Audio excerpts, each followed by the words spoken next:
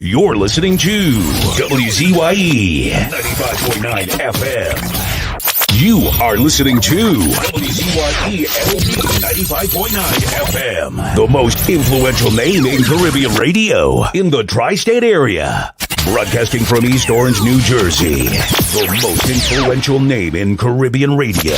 WZYE 95.9 FM.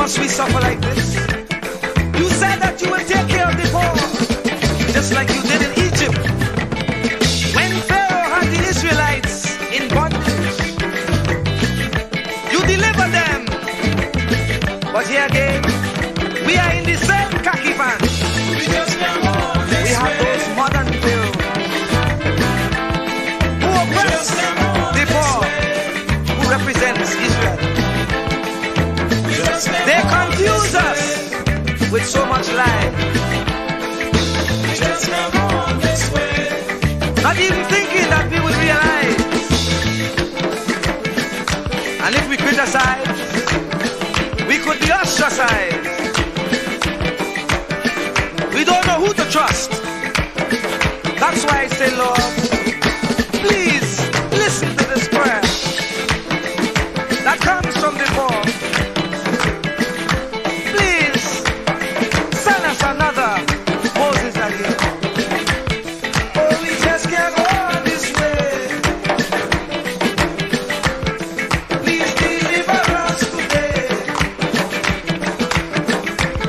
Thank you, make them oppress us stay. So the children could see their way. Make them get on their knees and pray. Then I'll be up to judgment day. Oh, just can't make it this way.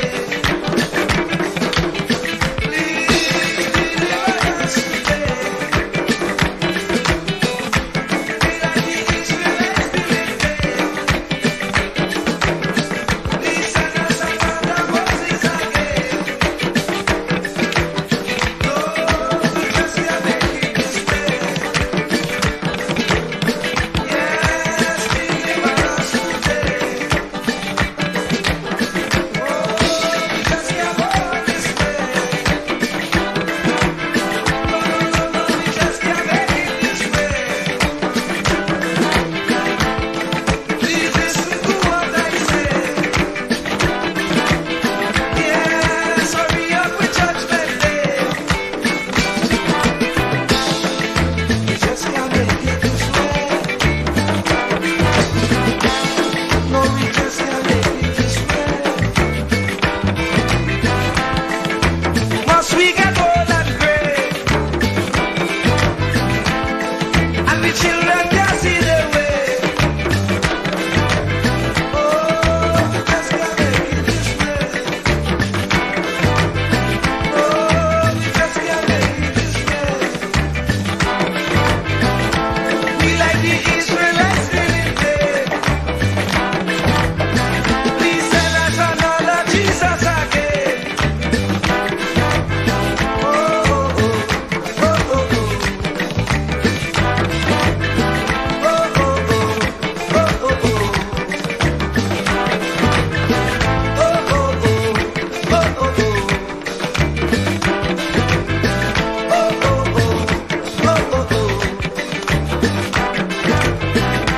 oh, oh, oh, oh, Lord, we just can't go this way. Lord, we just can't make it this way. No, we just can't.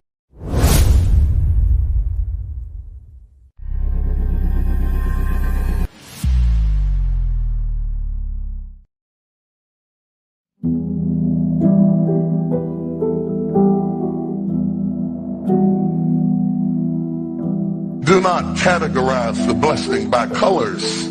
It is not the colors you need to watch. It is the character. Watch out for the character. I'm going to tell you that there are three basic types of people that you will interact with if you are a child of destiny. Can I share this with you?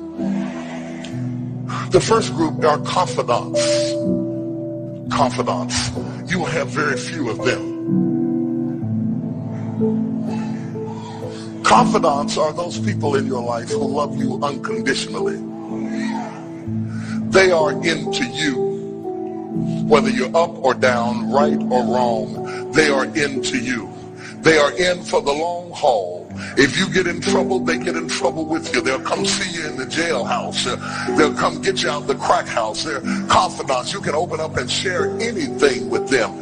You'll never inherit your kingdom until you find your confidant. You can't be David till you find your Jonathan. Having a good confidant is the key that unlocks the kingdom, because you were raised outside the gate and God's going to cause you to reach over the wall. You got to have a confidant behind the wall who can mentor you what God is going to do next in your life. The problem with most people is that everybody they run around with is under them. And so you are forever feeding people who can't feed you. And after years of feeding them, they begin to drain you. You got to have somebody who can feed you so you can feed somebody else. Oh, y'all don't hear what I'm saying. Am I talking to anybody in here? You need the confidant then. The confidant is those few people that come along in your life that are for you. They are with you. They are intimately intertwined in your life. They are there to make sure that you reach your destiny. They will confront you. They will get in your face. They will get in your business. They will tell you when you're wrong because they are confidants. If you have 2 or 3 of them in a lifetime, you are a blessed person. Without them, you'll never be who God called you to be. You need to find your confidant. Number 2, the other group are your constituents. They are not into you. They are into what you are for. They are for what you are for. They are your constituents. And as long as you are for what they are for, they will walk with you and work with you and labor with you, but never think that they are for you. They are for what you are for. And you have to know that, because if they meet somebody else that will further their agenda, they will leave you and hook up with them, because they were never for you. They were just for what you were for. They are your constituents. And throughout your life, if you're not careful, particularly if you're broken, you will mistake your constituents for your confidants. And you will think that they are for you when they are really not for you. They are just for what you are for. And by the time you get to falling in love with them, they will break your heart as they hook up with somebody else who is for what you are for, because it was never about you anyway. It was about the causes that you represent. They are for what you are for, but they are not for you. They are your constituents. Can I go deeper with this? The third group are your comrades. These people are not for you, nor are they for what you are for. It is just that they are against what you are against. And the comrades will make strange bedfellows. This will cause people to come together who are not for you, and they are not for what you are for, but they are against what you are against. And they will team up with you to help fight a greater enemy. But don't be confused by their associations. They will only be with you until the victory is accomplished. These people are like scaffolding. They come into your life to fulfill a purpose. And when the purpose is complete, the scaffolding is removed. But don't be upset when they are removed, because the building always remains when the scaffolding is removed. What I'm saying to you, my brothers and sisters, expect the constituents and the comrades to leave you and desert you after a while. Don't be upset when they don't react to your dream the way you expected them to, because they were never really with you in the first place. Be careful then who you tell your dream to, because if you tell your dream to your constituents, they will desert you and try to fulfill the dream without you. If you tell it to your comrades, they won't support it, because they never were for what you were for anyway. If you find a few people in your entire life with whom you can share your dream with, you are a blessed somebody. I can tell you how to identify people who are really for you. If they are really for you, they will weep with you when you weep, and they will rejoice when you rejoice. When you walk in a room and you tell somebody good news, stop being happy for a minute and watch their reaction. If they're not happy for you, shut your mouth and walk back out of the door. Oh, y'all don't hear what I'm saying to you. Oh yeah, because when they are really connected to you, they will be happy for you when you share your dream. Find somebody, look them in the eye and say, are you happy for me? If you don't get the right reaction, don't tell them anything else. You need somebody who's really going to be happy for you. I don't want just anybody praying for me. I don't want none of them haters praying for me, because you know you hate me and you don't want me to succeed. I want somebody praying for me who really wants me to be blessed, who wants me to be an overcomer, so you can put up your oil and stop speaking in tongues, because you know you never did speak to me anyway, and ain't no need in you coming up here in this hospital like you gonna pray some cancer up off of me. I'd rather have somebody who really loves me lay across the bed and rebuke the devil. And God is so faithful, he'll always give you somebody. Oh, if he ever sent anybody into your life to help you, you ought to just clap your hands and thank him for the people he sent. Don't worry about the people he took. You ought to praise him for the people he sent. Tell somebody, say, somebody help me. I didn't get here by myself.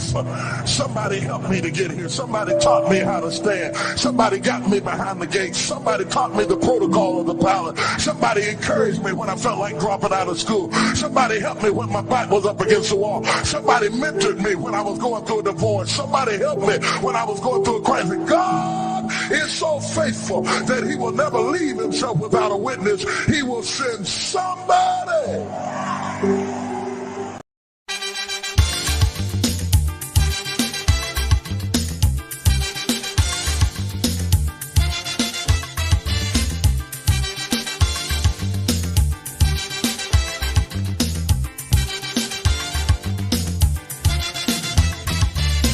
You get up one morning, your elders have something, you don't know how they get it, but you want to use it.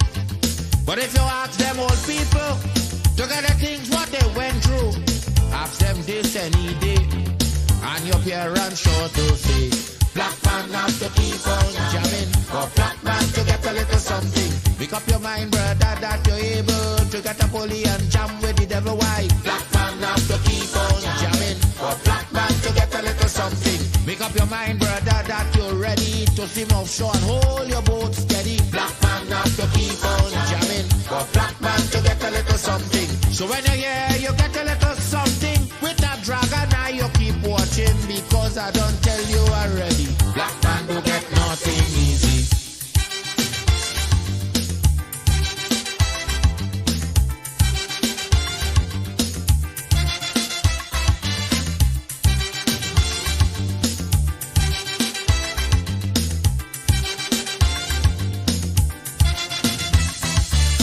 Say you get up one morning, and oil money running. How it come you don't know, so that it care how the thing go. But if they read about Uriah, they wanna find out the pressure. How we get so much old hell to get a penny from TLL. Black man have to keep on jamming, for black man to get a little something. You got to take up your own cash money, pay people for your own refinery. Black man have to keep on jamming, for black man to get a little something. Make up your mind to be a magician, to make money out of scrap iron. Black man have to keep on jamming, for black man to get a little something. So when you hear you get a little something, with that eagle eye you keep watching, because I don't tell you already. Black man don't get nothing easy.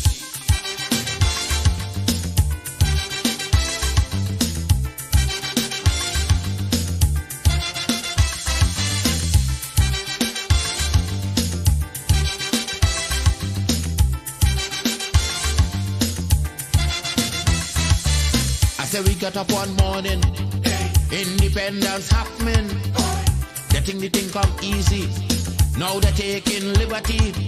But if they know about petition, we are to send to England, for some woman to tell we in this colony free. Black man have to keep on jamming, for black man to get a little something. You got to go to conference in England to get independence in your own land. Black man have to keep on jamming, for black man to get a little something. People hold you, humiliate you, turn on and sell you, and then they free you. Black man have to keep on jamming, for black man to get a little something. So when you hear you get a little something with that dragon, now you keep watching, because I don't tell you already. Black man don't get nothing.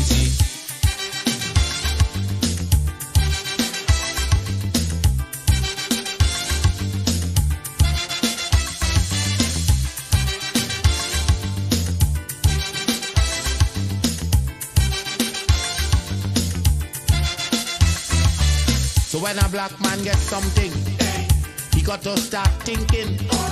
To get it there easy, he got to practice economy. From getting licked from the slave master to become the land owner, brother, is a terrible journey. Back with plenty brutality. Black man have to keep on jamming. For black man to get a little something, you got to rise up, you got to stand up. Pick up your mind, you will always stay on top. Black man have to keep on jamming. For black man to get a little something, you got to go to conference in England to get independence in your own land. Black man have to keep on jamming. For black man to get a little something, you got to take up your own cash money, pay people for your own refinery. Black man have to keep on jamming. For black man to get a little something, make up your mind to be a magician, to make money out of scrap iron. Black man have to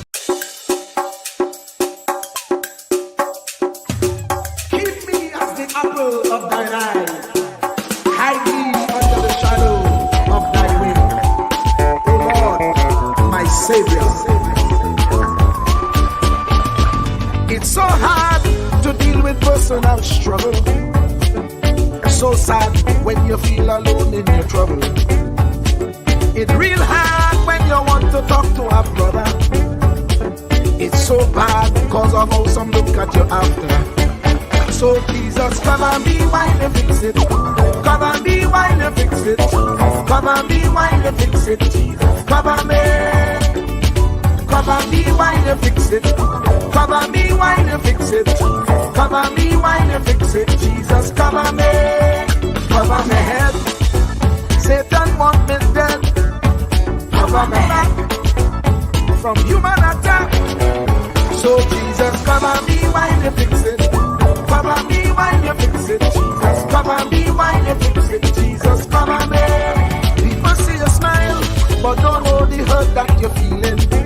Even as God's child, at times your heart does be bleeding. Where can you go when you're really looking for healing? Who know how to flow when your soul needs some restoring? So Jesus, cover me while you fix it. Cover me while you fix it. Cover me while you fix it. Jesus, cover me. Cover me while you fix it. Cover me while you fix it. Cover me while you fix it. Jesus, cover me. Cover me home from evils unknown. Cover my feet so I'll never retreat. Oh Lord, cover me while you fix it. Cover me while you fix it. Cover me while you fix it. Jesus, cover me.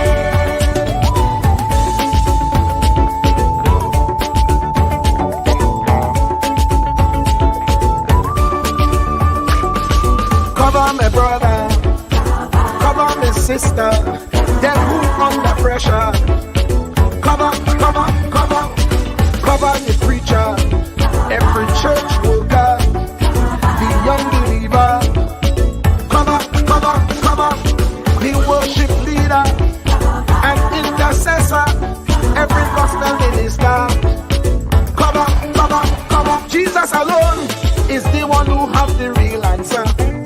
The one on the throne is the true and loving Father. He will hold your hand and keep you from going under. He will make you stand and let you know he's a fixer. Cover me while you fix it. Cover me while you fix it. Jesus, cover me while you fix it. Jesus, cover me. Cover me while you fix it. Cover me while you fix it. Cover me while you fix it. Jesus, cover me. Cover me mind. You know the struggle sometimes. Cover me mouth, that the wrong thing wouldn't come out. Oh Lord, cover me while you fix it. Cover me while you fix it. Cover me while you fix it. Jesus, cover me. Cover the Christian in the midst of aggression with the power of your right hand. Jesus, cover them helpless children. Jesus, defend them. Send help from heaven. Jesus, cover all them radio stations that blessing the nation. Grant divine protection. Jesus, cover me. Cover me.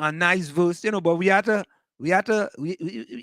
kind of, give it the thumbs up. We had to give it the thumbs up. When we give it the thumbs up, it could become part of WZYE 95.9 FM. And let me say welcome to 1/3 of the DAT Triplets. Diana is going to be joining us lately. My good friend from Palaseco Government Secondary School. Yes, Palaseco Government Secondary School. I don't know how he ended up there, but he went from Marabella.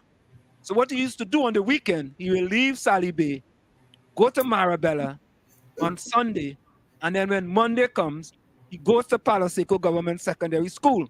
And when Friday comes, he travels back to Marabella, not Mirabella, Marabella, and then he goes back to Sally Bay.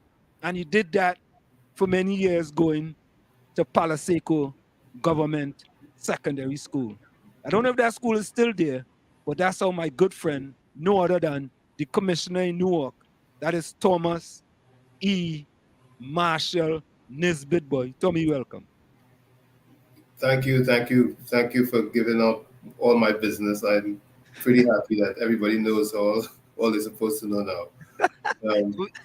No, well, So there could be a difference between Sally and Sylvia. I heard you won the power. Is it Powerball? Yeah, boy, Tommy boy, somebody in a mat in Los Angeles, boy. Oh my goodness. A mat in Los Angeles. Always some one of them rich places, eh? You understand?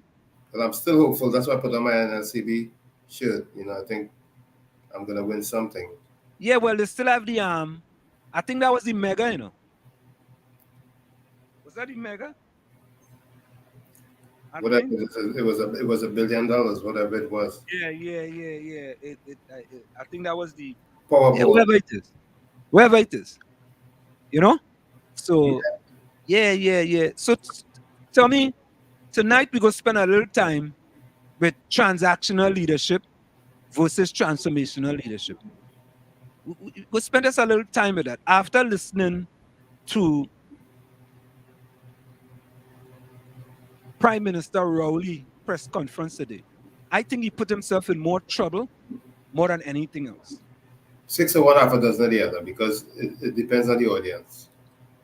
Well, I want to go with the facts. I don't want to go with whether you're defending him or you're for him. I just want to go with the facts. And we will put some statements on the screen, and people can then decide whether, a man who brought email gate to Parliament, right? Which everybody know. And Tommy, the thing about that, did you realize that in his speech he just touched on it briefly? Of course, he had to touch on it briefly. He didn't say email gate. He said I think they described it as email gate, but continue. He called it email gate. He said eventually what that was described as email gate. Yeah, he used the word email gate. Okay, good. I'm glad, because I'm halfway through this speech, because I to be honest with you, Tommy boy, I want 16 minutes is a long time for me. I mean, I rather go out and run 5 miles or go on that day go run 10 miles or something. So when I come back, I could take in all the stuff that makes. I don't know who advising that fella. I don't think it was that senior counsel that the fella called in that video. I don't think it's he advising him. Peterson? Huh? Peterson? Yeah, I don't think it's that advice. I don't think he might have helped him write that speech or something. But he has left with the impression that he's gonna cook the chief sec goose, and that the chief sec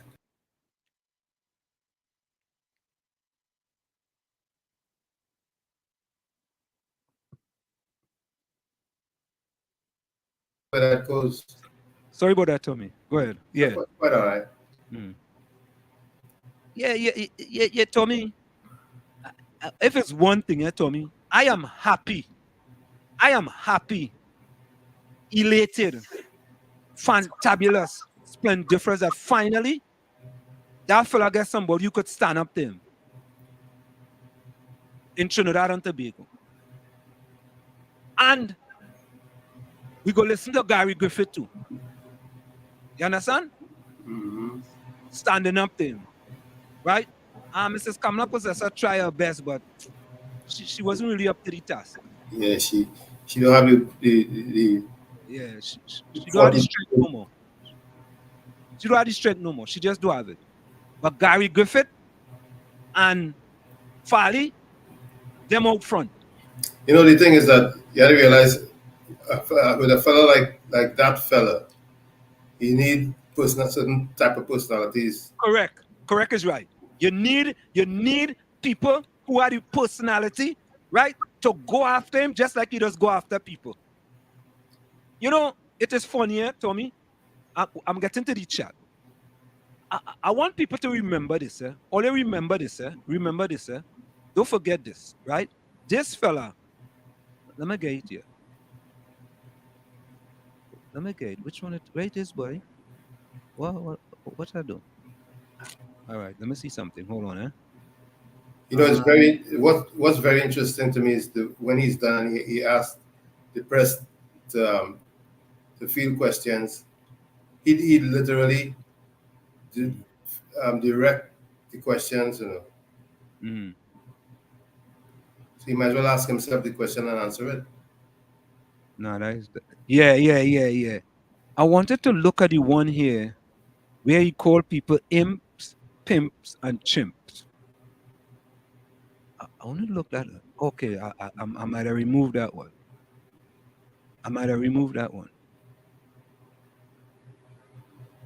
Here we go. No, I didn't remove it. I thought I removed it. Here we go. Listen to this, right? Listen to this.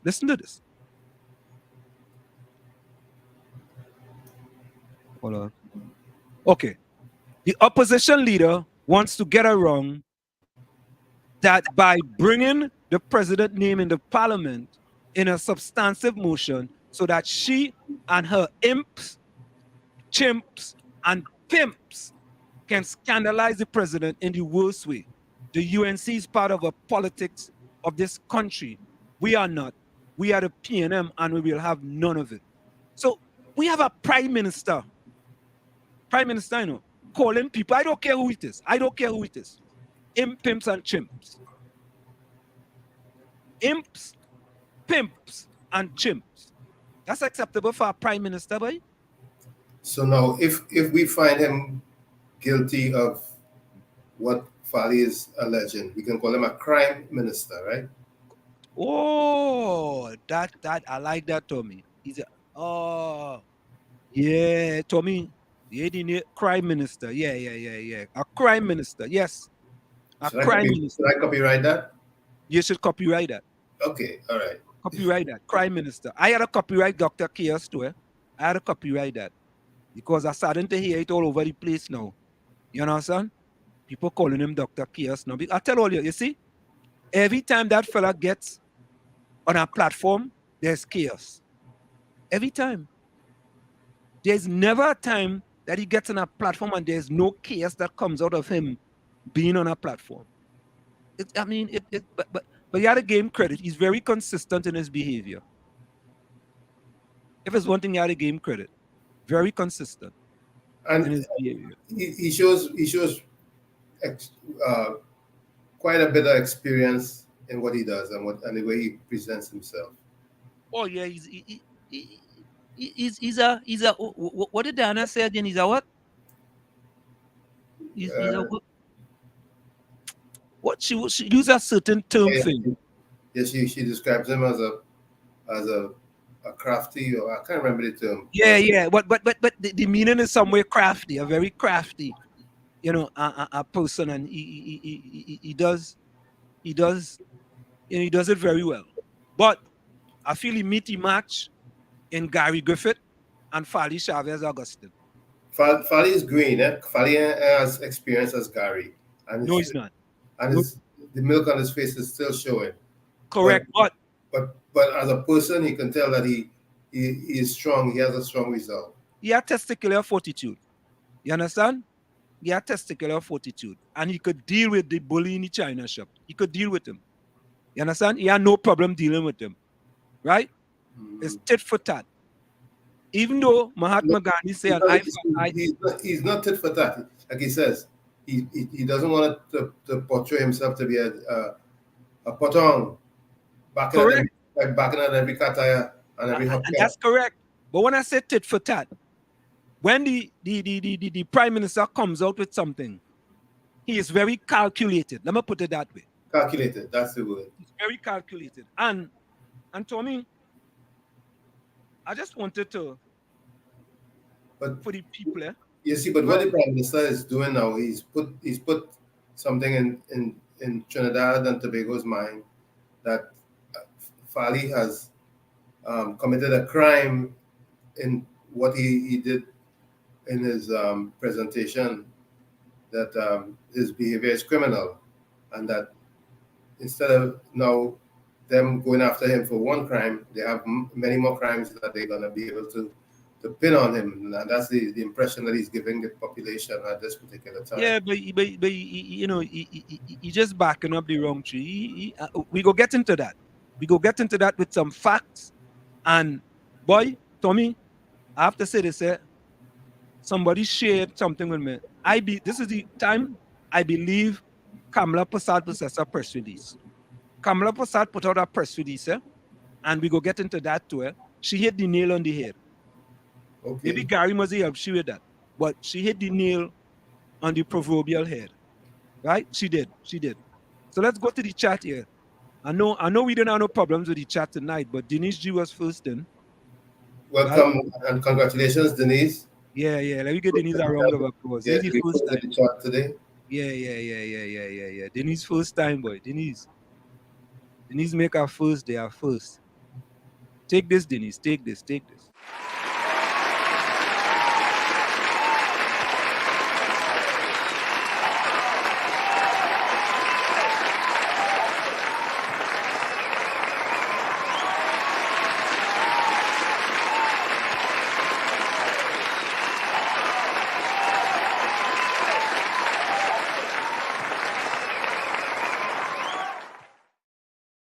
Denise, take them to you. But Muslim, that's farm, no? Who? That's farm to you, no? Yeah. Denise is considered to be family. Yeah. Bonnie Roberts, good night. Wishing all blessings. Good night to you. Wishing all God's blessing. Good Where night. are my friends? Nadia, Takesha, Joan, Nana, Hailey. Missing you all. Let's show begins. Yeah, hi. Welcome on, Bonnie. Rowley stated he intends taking a legal action against Farley as he sees it's illegal to do so. But he forget email gate. Lord, where are we going in sweet TNT? Bonnie, full 100. Full 100. Yeah? Rowley intend to take Farley to court. But when he forget he doing worse with email gate, with false email address, God help this man. Boy, he need more. Boy, I think he passed that shit for God to help him. Takesha, welcome. Right? Takesha says, Ansem, Diana, Tommy, good night. Good night, Kish. Yeah, we got some colorful emojis. Nadia, Lana, Rose, Carice, good night. Albert Montano says, good evening, Ansem, and Diana and Tommy. Good evening, Albert. Good evening, Takesha and Nadia. Yeah? Takesha says, Albert, Vonnie, Hailey, Ulrich, Ellis, Ken, Capiza, Ravi, good night. Somebody missing. Albert said, time has come for the citizen of Trinidad and Tobago to speak up about what's happening. Yeah, no, they will speak out, but only in terms of party. Takesha, only love in the village, no room for hate or negativity, just love in the village, full 100. Takesha says, good night to Denise. You know, we have to be somehow fearful of our leadership if what Fali has presented us.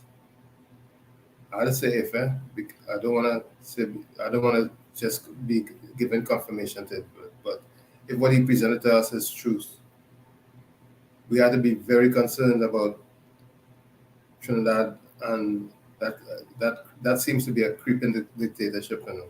Correct is right. And Tommy, if just 10% of it is true, we have a problem. we have a creeping dictatorship. If that Yes, is true. yes. Earth to Houston, we have a problem. Because if he knowing it's true is behaving the way he's behaving, that's danger.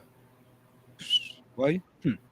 And as you say that, Albert Montano says the prime minister is carrying Trinidad and Tobago to a state of dictatorship, and this must stop right now. Nobody can stop him. Who go stop him? It's creeping. You know, I something came to mind.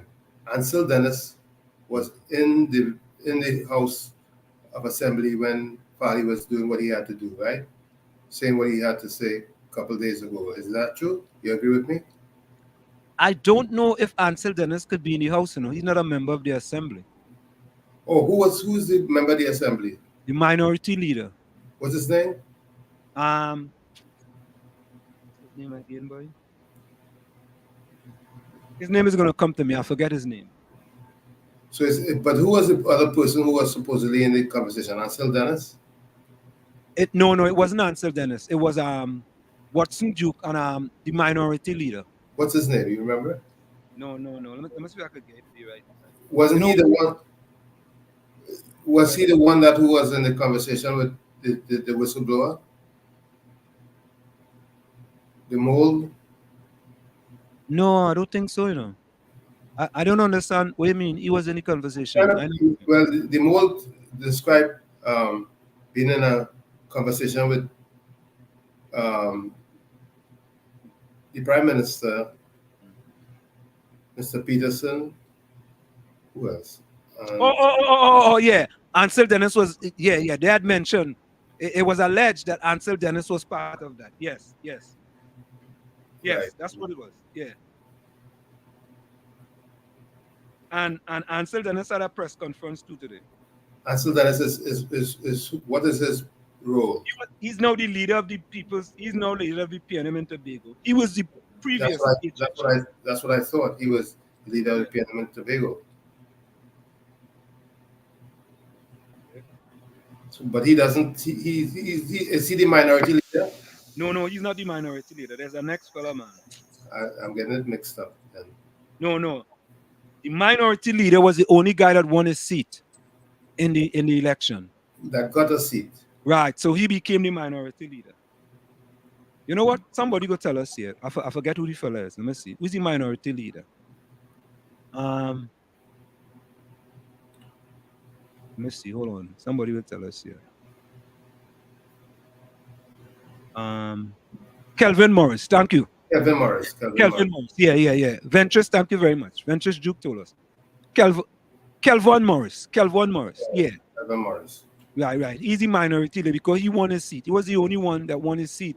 So automatically he became the minority leader. On the record, he won the seat, but off the record, people are saying he didn't win that seat. Well, he win the seat.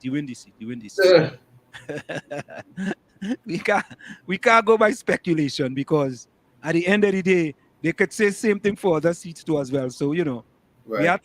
we have to go with the results of the EBC.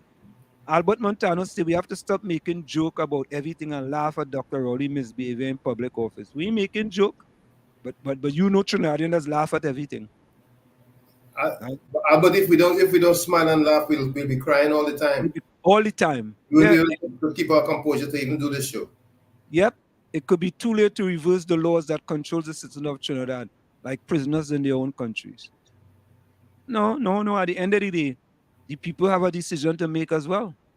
The government is misusing their authority with police service against their political opponents when they are losing support. Look at the procurement bill. The government broke their own law and had to call a special meeting of the parliament in order to repair the laws that they broke. Imagine that. Just imagine that. Guess what? It's okay for them to break the law. Of course it's okay for them. And to make it even worse, they're going to put a new law with a cap of $1 million when we already had problems with that previously. Something wrong with this government, boy. Something wrong with this government. I ain't lying to you, boy. In my estimation, This RPNM is the worst of the lot. Not only worse, but wicked and evil. This RPNM.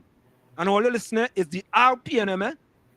This RPNM is the worst government we have had in the history of Trinidad and Tobago. Worst government.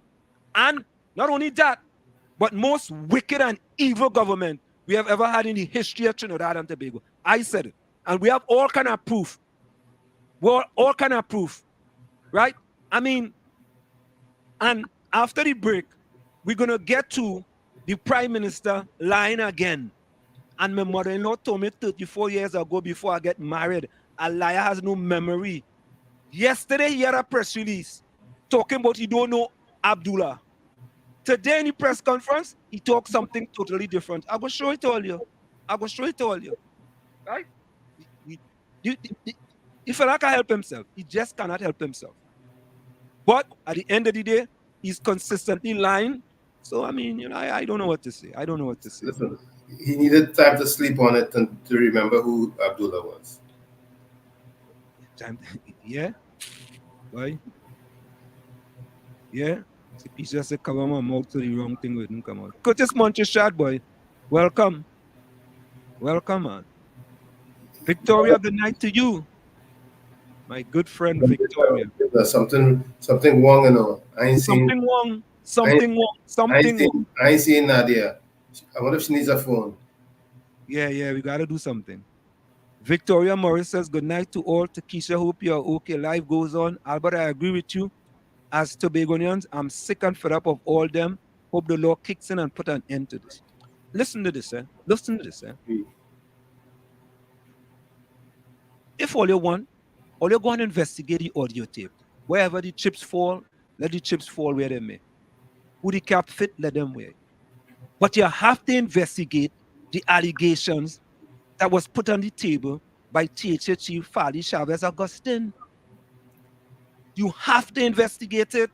That came before the audio tape too. Look. The audit. They have to investigate.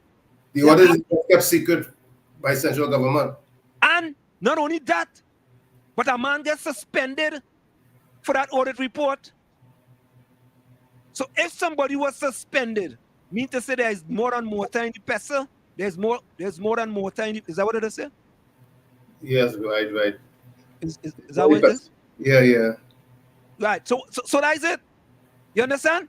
If a person was suspended, right, means to say that something occurred, and as a matter of fact, it is alleged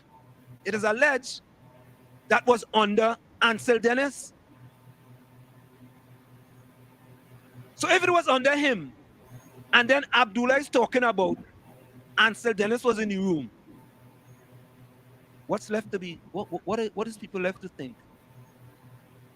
I mean, anyway.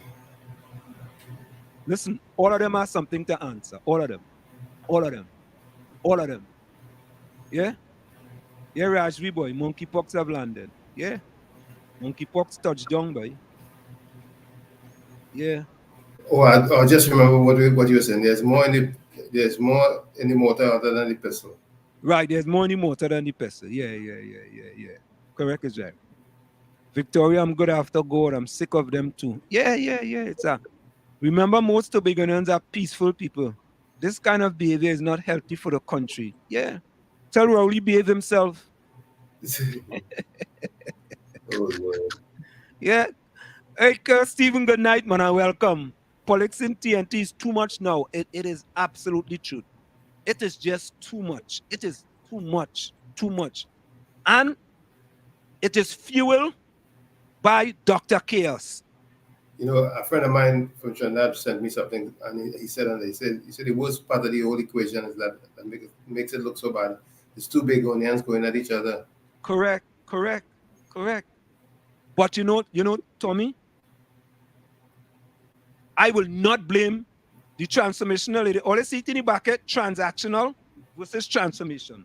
Let me give all of the characteristics of transformational leaders versus transactional leaders. Right? F1, thank you. Let me give you all it. Let me tell you all what it is. And it fits Dr. Chaos as a transactional leader to a T. Listen to this. What is a transactional leader? Transactional leaders occur when followers are moved to complete their roles as agreed with a leader in exchange for a reward. So, for example, right, there are many people on certain radio stations that may be getting trinkets in order for them to go on the radio station and be pro PNM, for example, right? And this is what they say. Transactional leader focus on goals, use rewards and punishment for motivation. So, for example, when was the last internal election, PNM internal election? Nobody inside the PNM, especially with an MP, could go and contest Dr. Chaos. Nobody. You know why? Use rewards and punishment for motivation. Come and compete against me now. You'll be punished. That's why nobody didn't go. None. Zero. Not. Right? And thirdly, are reactive in nature. Right? Look at Dr. Chaos. Most of the times, he's reacting to things, you know. Reacting. I mean, Petrotrin, for example. We're not closing down Petrotrin. He had to come and react when he knew he was closing it down. Right? There's so many things that is just reactionary. Right? When was the COVID-19? He didn't get no vaccine. Right? He had to react. He had to go and look for vaccine all over the place. Right? But let's the transformational leaders now. We're going to go for a break right after this. Transformational leaders move followers to awareness about what is important and away from your own self-interest. For example, moving people from on the plantation. That is a big one. Moving people from on the plantation. Transformational. Right? Focus on vision. The man have a vision for Tobago. He have a vision for Tobago. What is Dr. Chaos' vision for Trinidad and Tobago? What is his vision? To create chaos. That's his vision. And listen to this.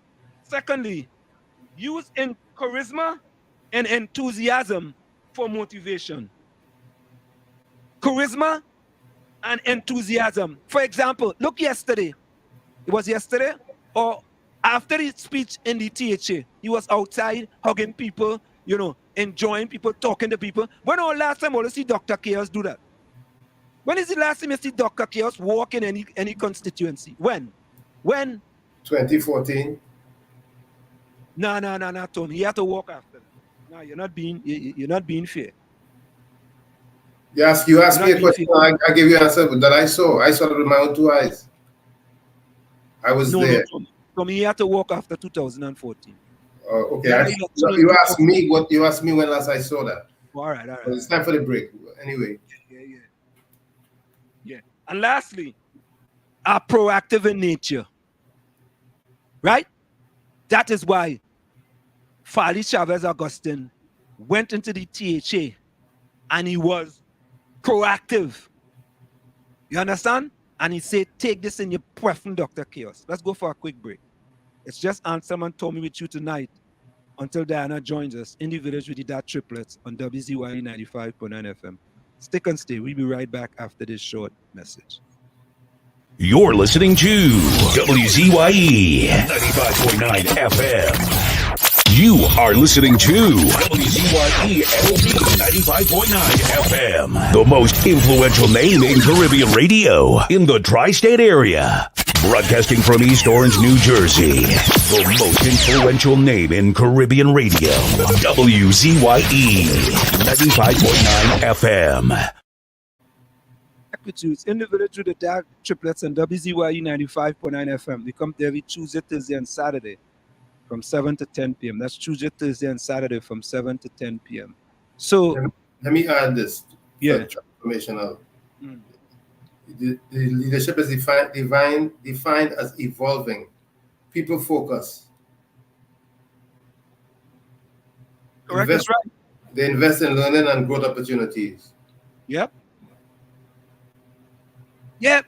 So that's what we have. We have a transactional leader in Trinidad and Tobago. Everything for him, not everything. Most things for him rely on a transaction. It's a transaction. While you have Fali Chavez Augustine in Tobago, who's a transformational leader because he's trying to change things. For example, a bridge that used to take the last government years to build took them guys, I think, about 3 months or so to build under Fali Chavez Augustine watch.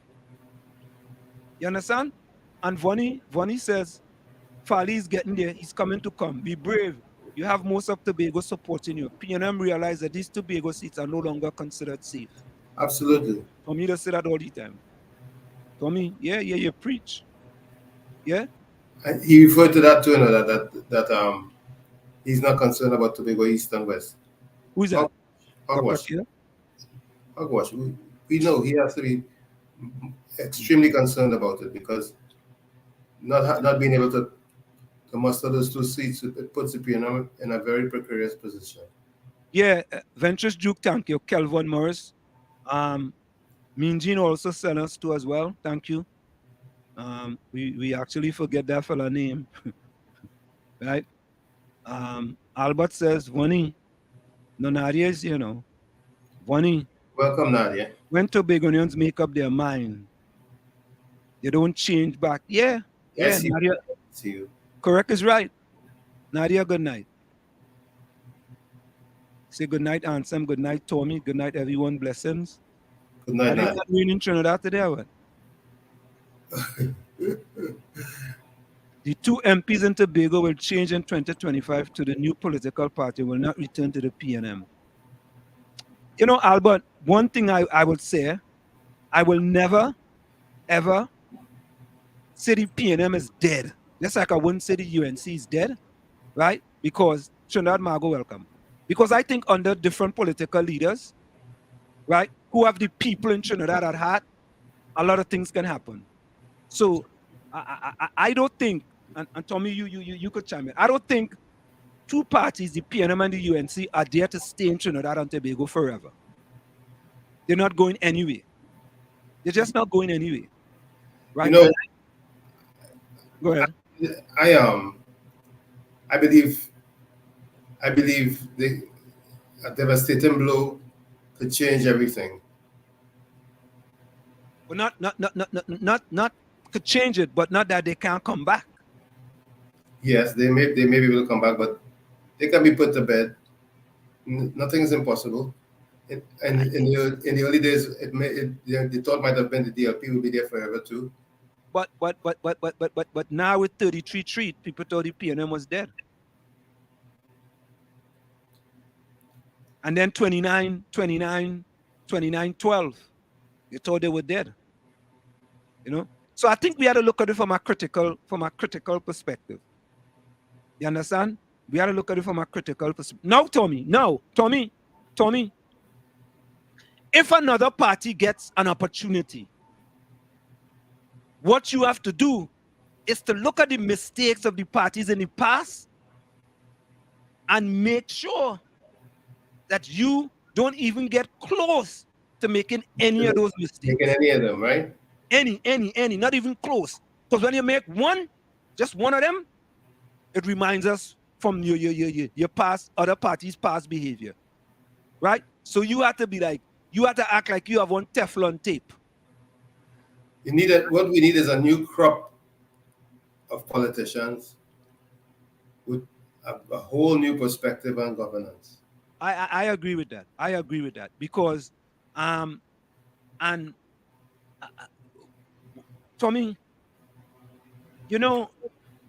8 years ago, I'll be very honest with you, Tommy. I thought that when Dr. Rowley became Prime Minister, I thought that we would have a revolution in Trinidad for the betterment of Trinidad and Tobago. My thoughts were likewise. My thoughts were the same. I remember I was in Trinidad, living in Trinidad at that time. Yes. And I got to be honest. I campaigned hard for him. Hard for him. Because I felt that he could have a significant impact into making Trinidad and Tobago the country that all Trinidadians, not all, most Trinidadians would like to have after what happened between 2010 to 2015? I think almost everyone thought what you thought, that we would finally get where we needed to be. But Tony, as time progressed and we start to see certain things happening, right? The lies upon lies upon lies upon lies, right? The bullying tactic that Manning talked about, right? The dictatorship tendencies, when nobody can compete against you for the political leader of the party, and you standing up on a platform and telling people, if, indirectly, if you try to compete with me, there are consequences for your actions. I think almost immediately, the people that I used to be around identified that he was making serious mistakes. Yeah, and then the mistakes start to happen. And then they start to happen. And they just continue. And then they snowball out of control. Out of control. Right? The belief was the newness to power, in my opinion, at that time, was that the newness to power would have brought him to that point where he needed to smooth out the rough edges. But as time went on... But, Tommy, the rough edges get rougher. Right? You couldn't file them rough edges. They threw the file to file the rough edges. You could even go to a nail salon and fix them rough edges. Because when you're going there, and people say, "No, we can't help you. We can't help you." Right? Yeah, but he has his strengths. He has his strengths, but... What are those? Hot air.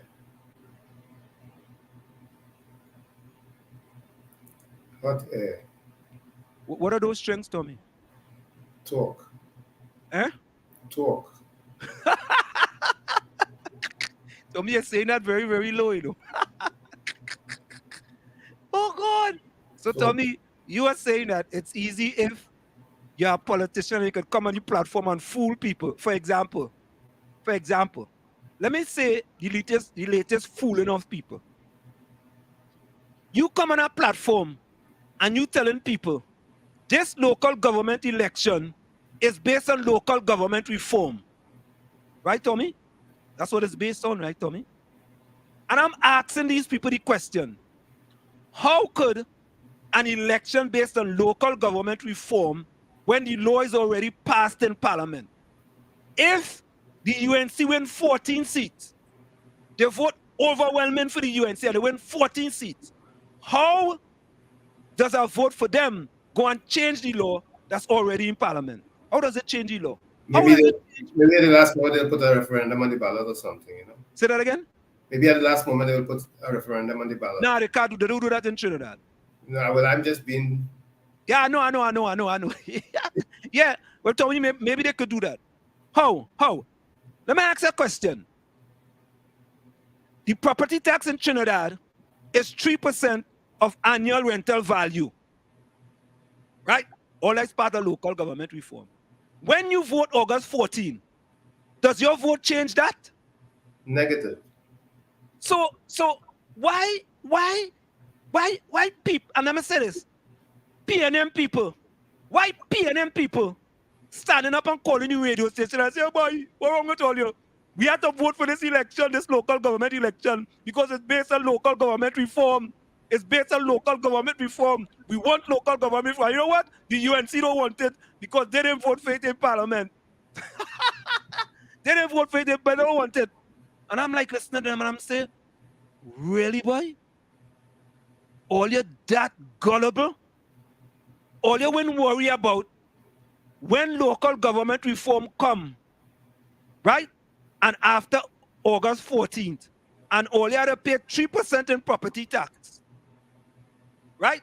3% in property tax, and all your car pay the little small pittance that all you had to pay in property tax. And 5 years all your car paid. And then that same corporation decide, you know what? We're going to put a property tax lien on your property. And they're going to sell that lien to someone else. And all of a sudden, you're going to have someone else showing up at your door and telling you, I own your property. Tommy, they ever thought about that? Guess what? Yeah. The mark of excellence is the ability to pay attention to details. The reason why our society is in the state it is because of the fact that details are only for a few. And Tommy, on the other side of the spectrum, the UNC saying this is about stand your ground laws. Oh God, no, we have to stop fooling the people on both sides of the political spectrum. It has nothing to do with stand your ground laws. Well, I think the UNC might be more talking about the general election, for them to win and go in parliament, and they will bring us stand your ground laws.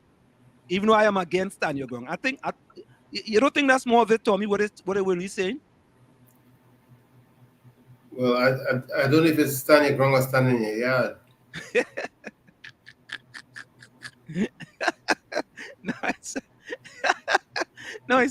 It's stand your ground. And Tommy, and to make it worse, Dr. K stand on a platform and says, a person could be coming in your yard to pick a mango, right?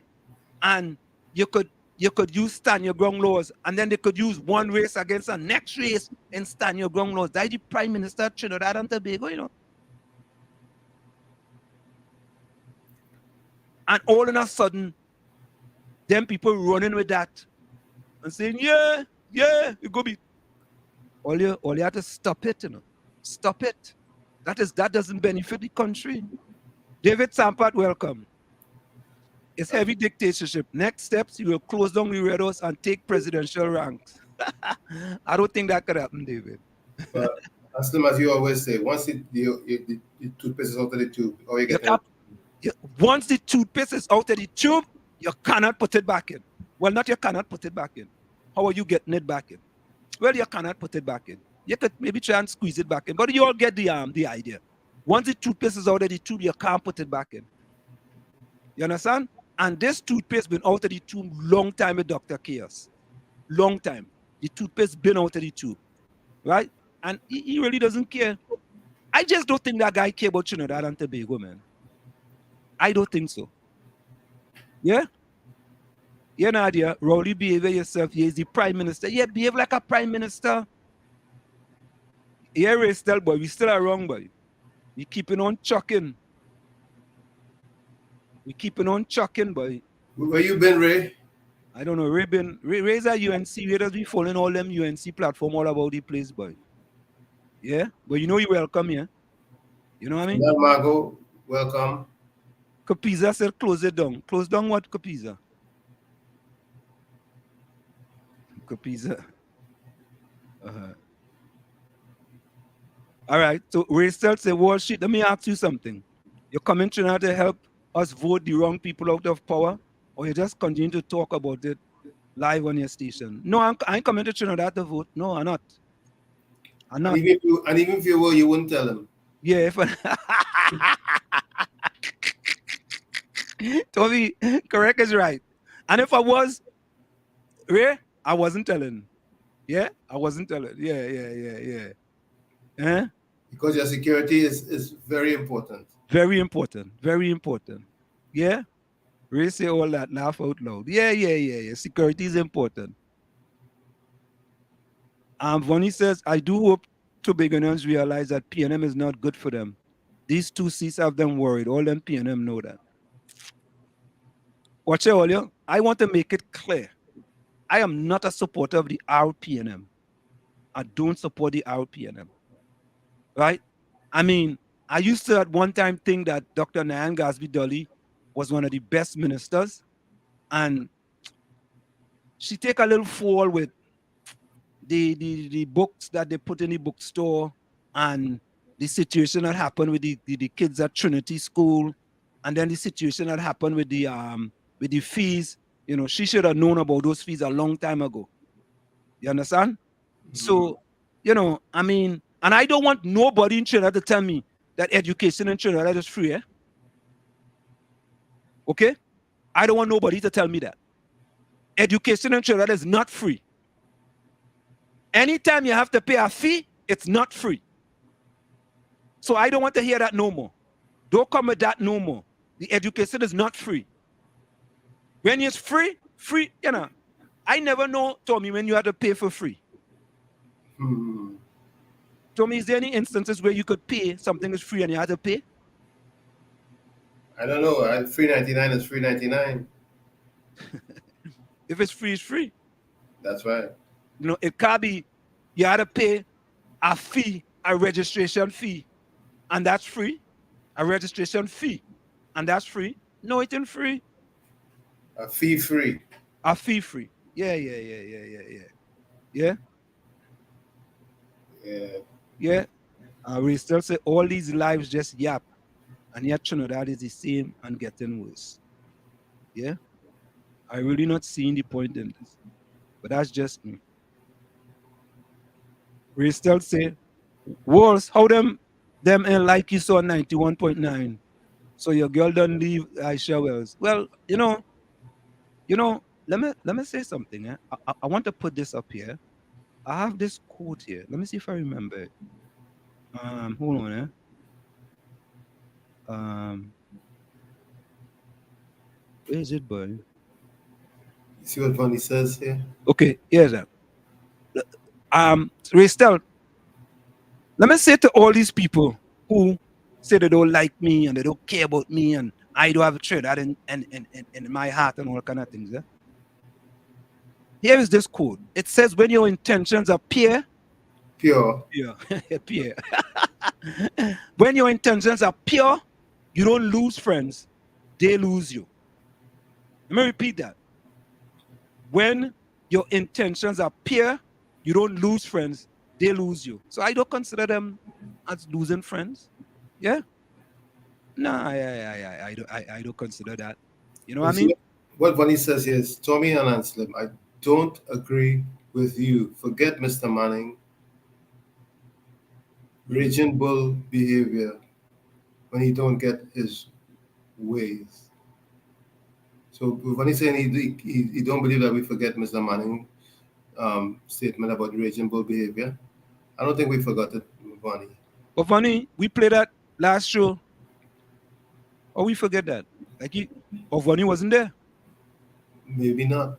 Vonnie, we played that last show. If it's one thing, you see here, some people may not like it, but we play right things, and it's about country. And I'm telling people, you can support whatever party you want. That's your right.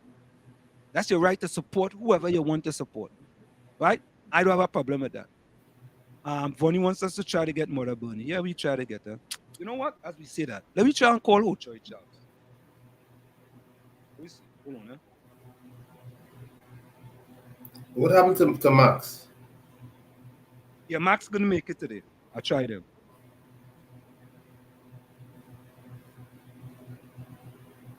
Let me try.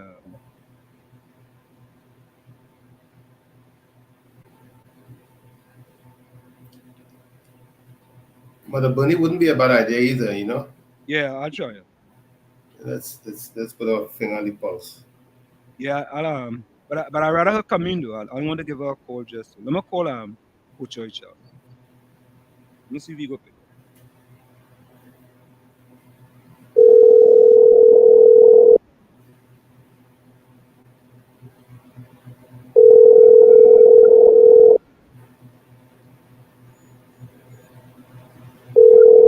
So folks, we are calling Ochoy Charles.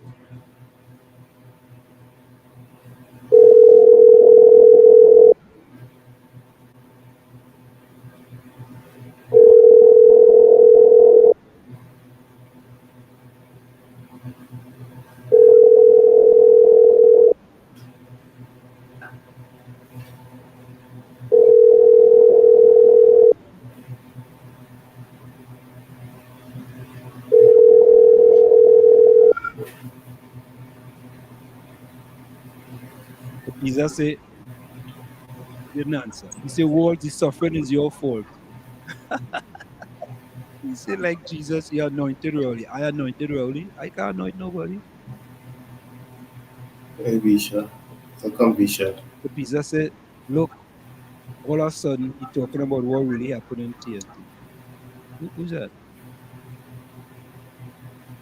Yeah, Visha, good night. You? Um,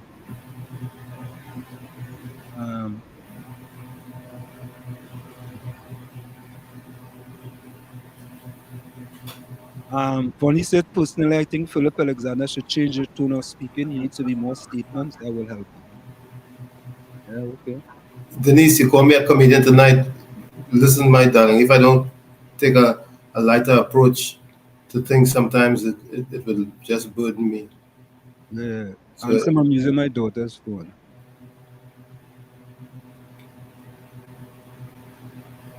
Tommy already read that one.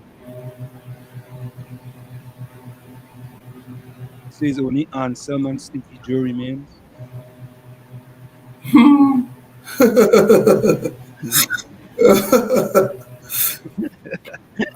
that's my name? Uh,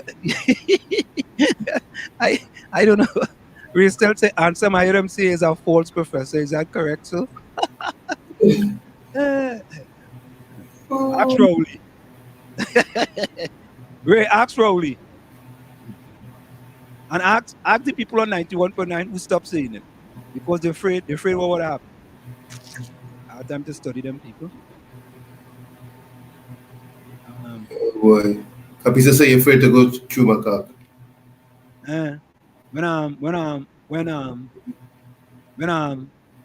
When that fella go up there, Phil Gerald Hines, then I go back. Ray said Chinese are easy to fool.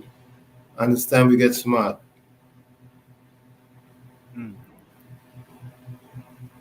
Get smart, eh? Okay, so here we have Sean Field. Sean, welcome. Congratulations to Farley Augustine. Yeah. Yeah. Nadia side has said the same thing. Albert Montano said, answer me, didn't read properly. They said school fee, not school free. Yeah, boy, you know, we really get comedy tonight, the truth, boy. Even Albert, you know. Congratulations. Sean Field, where you joining us from? Congratulations to Farley Augustine. Yeah? Bisha said, well said, Ansem. Sean says, and we have Keith Rowley fighting on two fronts. And no army can win a war fighting multiple enemies at the same time. Oh boy. Oh boy. Yeah. Oh boy. Oh boy. Oh God. Yeah, boy. What boy? Sean come out swinging, boy. He come in swinging, Tommy, boy. You're right. Yeah, he come in swinging. Yeah.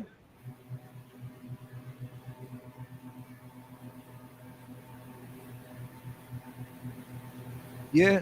But hey, Tommy, did you hear the other PNM activists telling the people to cuss the PNM because of crime? I go look for it and play. All right. But so Tommy, you're getting some agreement. Denise, do you agree with you? Sometimes levity is the key. Yeah, and I think that's very important too. You have to have a little bit of humor in the thing, because if you take all these things serious, yeah, it can weigh you down. It really and truly can weigh you down. So first I want to play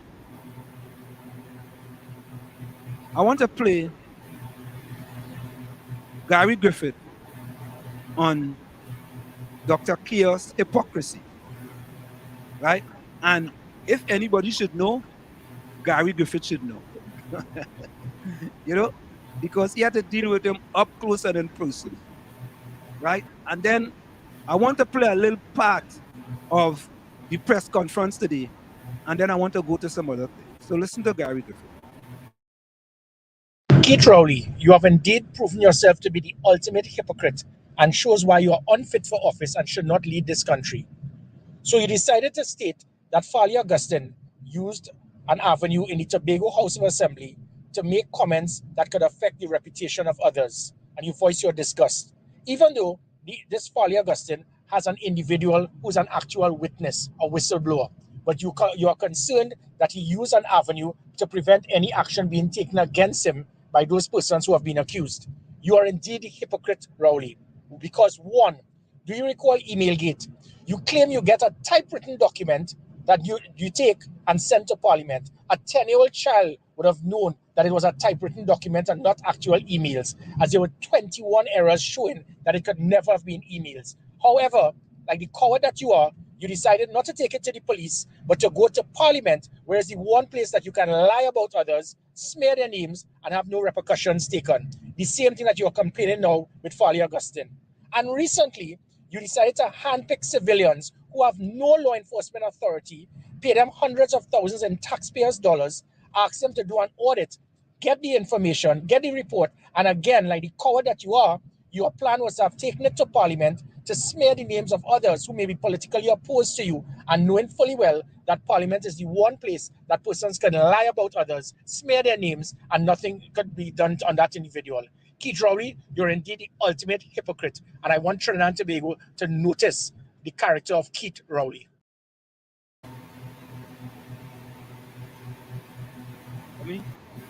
Yep. Vanessa who tried taking a call because he meeting with Fali right now.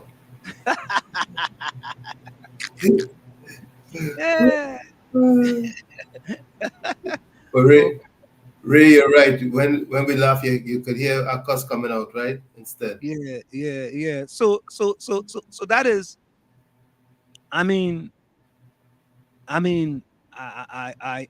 don't know how I could dispute anything that he stated. You know, I don't. You know, that's the first thing comes to mind when you hear. Came to mind to me. It's just what Gary said. Same exact thing came to mind when he started complaining about Fali using parliamentary privileges and so on and so forth. It's the same thing came to mind with the email gate. To me, it's the same exact thing. That's why I'm saying that. You know, and I say that many of them are in HDD, not high definition, but are hypocritical, deceitful, and disingenuous. As a matter of fact, Fali's presentation seemed a lot more credible than the email gate. Way more credible.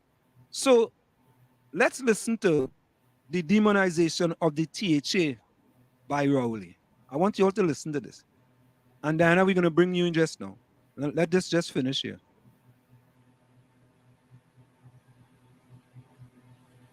So I think this is kind of important for us, you know, to listen to, you know, with respect to how the central government of Trinidad and Tobago is on a war path to demonize the THA because they are not PNM, plain talk bad manners. They are on a war path to demonize the THA because they are not PNM. Let's bring in Diana, and then I'll get to that video. Diana, welcome. Good evening, guys. Good evening. Good evening, Diana. How are you doing? Physical therapy, boy. I had my bout this morning, so I know what you're talking about. A fella like Anselm stretch me, push me, oh God. And so he telling me, oh, you could do this, you know, and I watching him, I said, listen here, mister. Huh? You almost push him back? Yeah, let me see him if he weigh 110 pounds. And I'm watching him, you know. And he telling me one about, yeah, bend the leg here, squat here. I'm like, listen here. Yeah. But then after it all, I had to take a muscle relaxant. But anyway, y'all go. What's going on? What's going on? What's going on? You sound like Marvin Gaye there. Yeah. What? This video. Good. Y'all go ahead.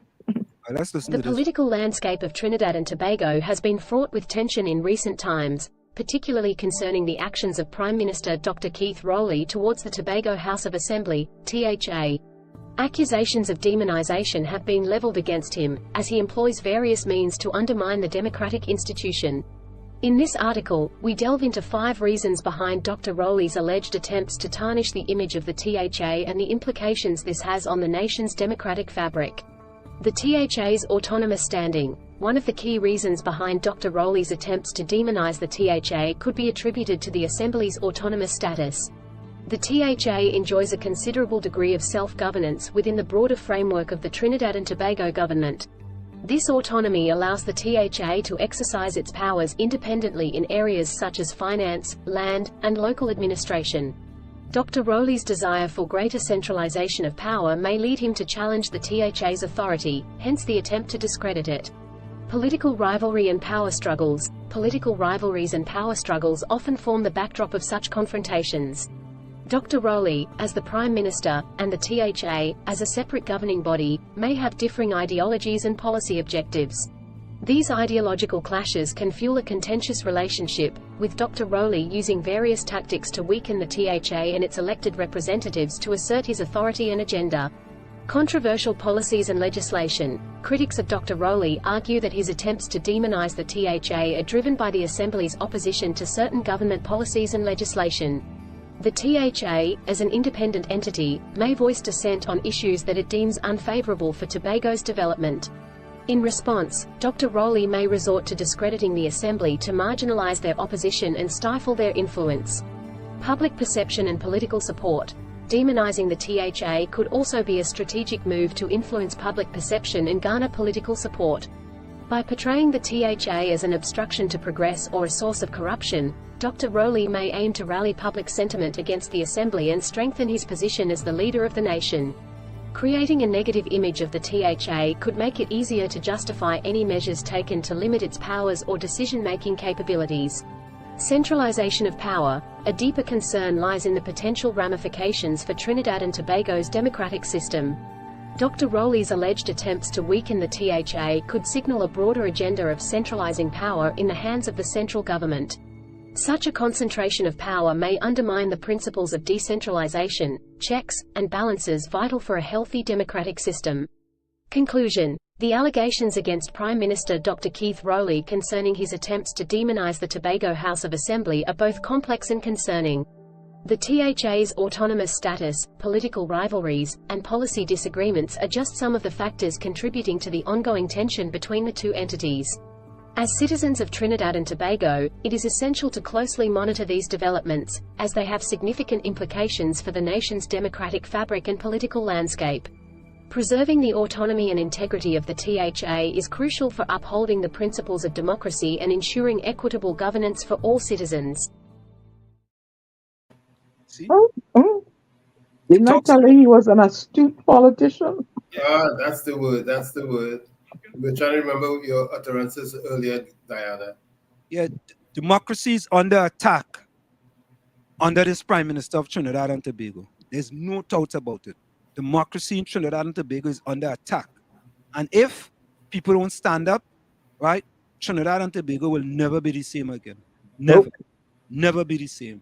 And we can't just idly by and see this thing happen with respect to the demonization of the THA, because that's exactly what's happening. And you know, there are those who says, nah, that ain't happening. Nothing ain't happening. Is everything is folly this, folly the other. You know? Folly this and folly the other. Folly that. Yeah. Folly this and folly that. Yeah. But you know, there are some Tobagonians that not Tobagonians, some Trinidadians. I mean, because I talk to different people that believe Tobagonians, they know what they want, and I am only paraphrasing. It is not Diana Benskin's thoughts. My thought on Tobago and Trinidad: Tobago should have the right to do what they want with their destiny, with the country. They have economies small like them, and they're doing very well. Right? So don't go and twist my words all with all the red wax in all the ears. They believe that Tobagonians don't know what they want, and they're stupid and left them now. You'll see what will become of them if they don't vote PNM. And I'm listening to this. I said, y'all for real? People tired and fed up And I've driven every corner of that country now. I can safely say. I've driven every corner of that island. Diana, Huh? people who making those statements are not thinking people, for the mere reason that if Tobago have their own independent party, they are in a better position to negotiate with whoever Mm. that wins. I've driven the island end to end then, and it needs development. There's room for development. There are a lot of pristine locations that I look and say, oh God, but how are you getting onto that beach now? It just looks so cumbersome to get down to the beach, coming out of Speyside and Charlottesville and those little narrow, treacherous roads. They need development. They need a transportation system where it could drop you at one point, like from Speyside to maybe, I don't know, Goodwood or Glenmorgan. Tell me if I call in a logistic manner. And then they take something that continuing on into Scarborough and has having the vehicle run that long, long way. There's room for development. I don't know what is the problem with working hand in hand to develop Tobago and that would probably earn the foreign exchange faster than Trinidad because people gonna want to go somewhere safe, cozy, small. You understand? Let's Yeah, face it, energy foreign exchange is unbeatable. yeah. But You are but tourist. It's a more tourist that destination. The beaches are closer. I ain't saying there are beach in Trinidad, but me, Diana Benskin, ain't sitting in no vehicle for no 1 hour, 2 hour, 3 hour to get to no beach. I ain't doing that. I want to zip and a there. You understand? the So forex energy is consistent because regardless of what season it is, the money could come in. However, yeah, however, the tourism is a good backup, a it could great be backup. used filming. They filmed the Swiss Family Robinson there. Why they can't? It can be used for film backdrop. All kinds of potential. The whole in the CARICOM games. All kind. I don't know. Let's get fed up with Trinidad and the nonsense. So let's see this video caption inspiring change. How a transformational leader captivates the public. Chavez. So we want to look at this. This is what happened in Tobago just recently.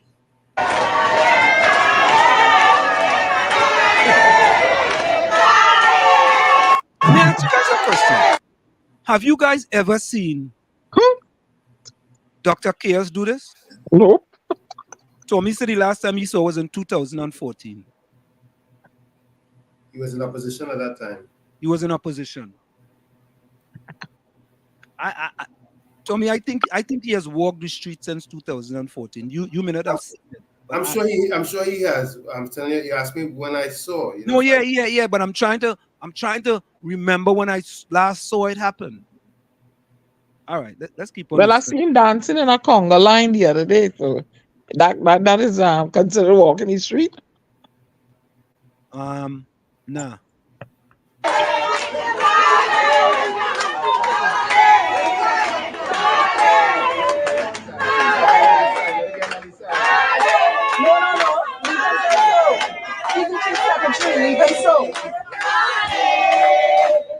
Only would have done pull away and gone already.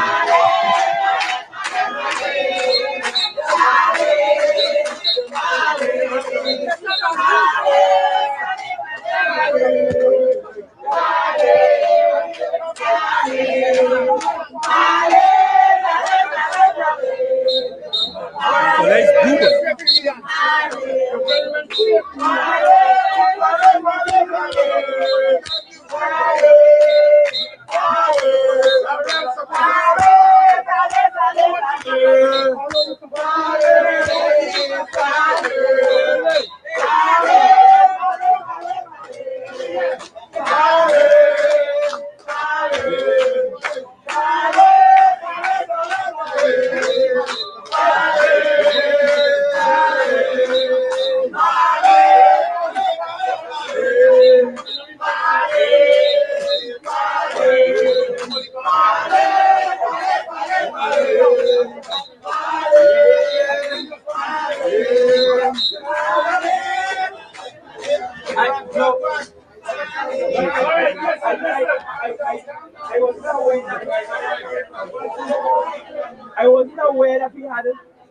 filming a few on the outside of the grounds as well.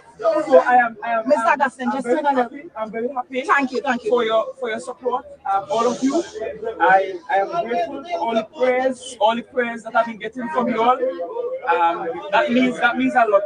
And you know, at the end of the day, the fight is bigger than just we have an institution called the Tobago House of Assembly, an institution that people from Bigat to APT James to Robinson fought for.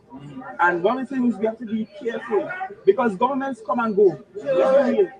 I will not be here forever.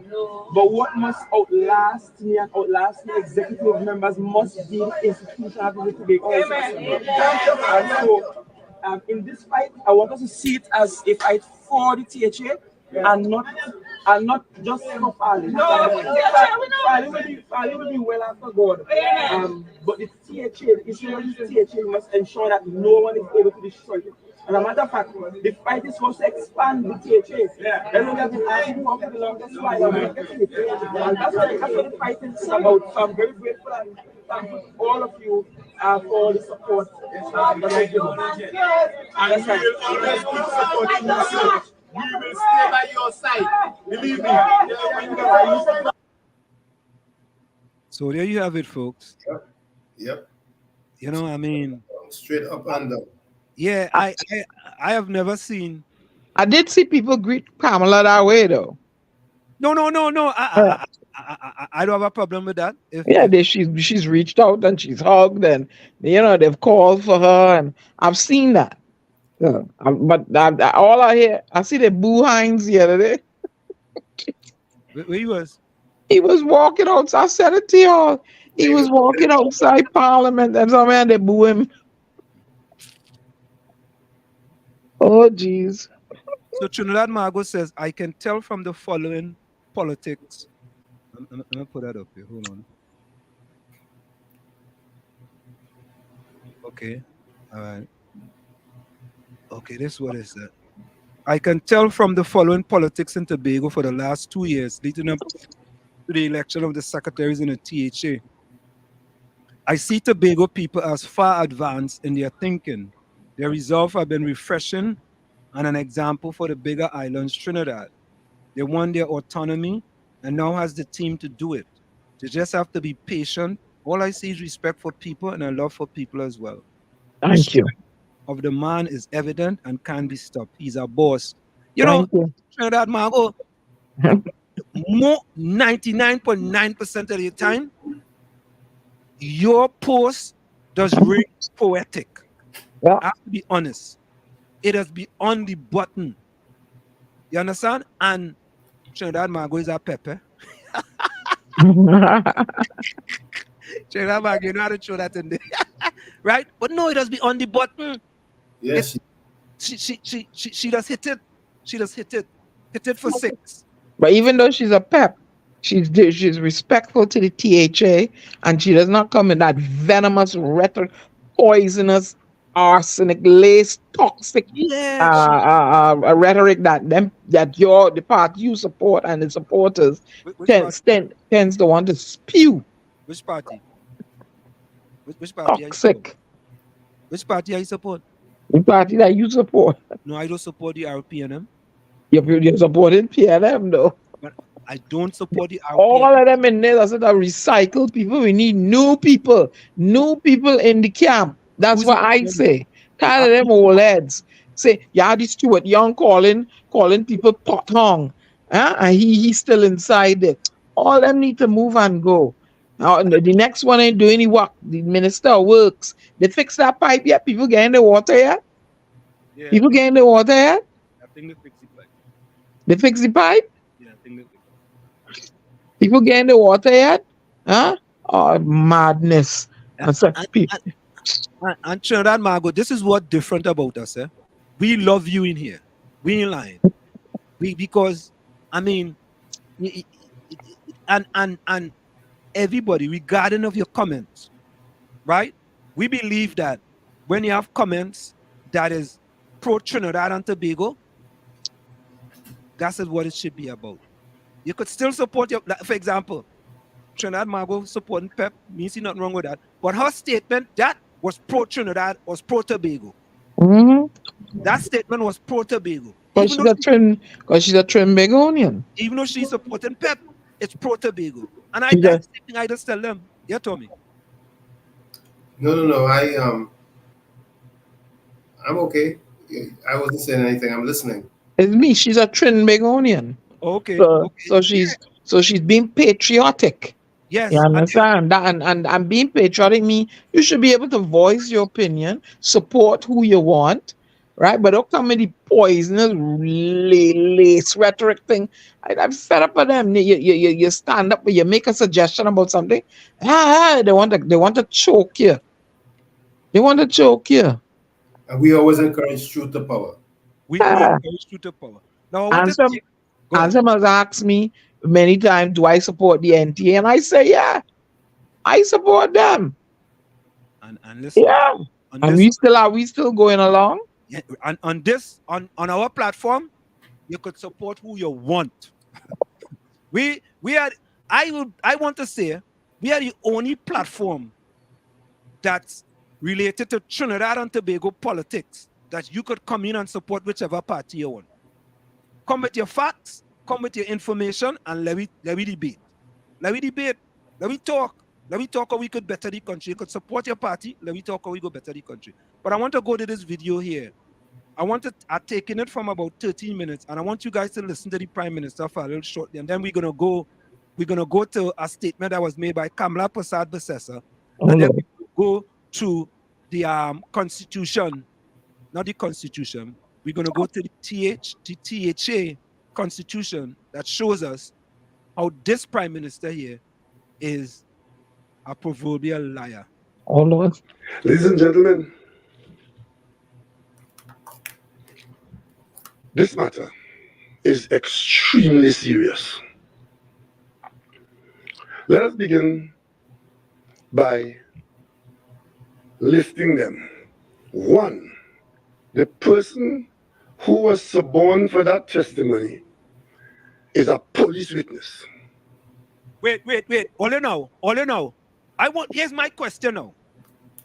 How does the Prime Minister know that person is a police witness? He's the boss in the country. I don't know everything. Ain't he head of the security mission or the security council? But I just saying it. Okay, let me go to something. Let me stop this for a minute. I'm going to stop this. Let me stop this. And I want to go to something that the Prime Minister said. No Sakostra. Not just that, but he gets a briefing every single day from the police. Cosa Nostra. Yeah. He said in that same statement, in that same speech there today, that he gets information from the police every single day. Okay. So, Tommy, I want to go to a statement. The Prime Minister released this. Yes, the Prime Minister just said, right? Right. Listen to this. Let me go to the Prime Minister's statement now. Let me see. Let me get it here. Files. Let me get all files here. He's briefed daily. Yes, he's briefed daily. But the Prime Minister, they say a liar has no memory. I want to prove for you how. Here we go. Okay, there we go. One. Let's try this one here first. Okay.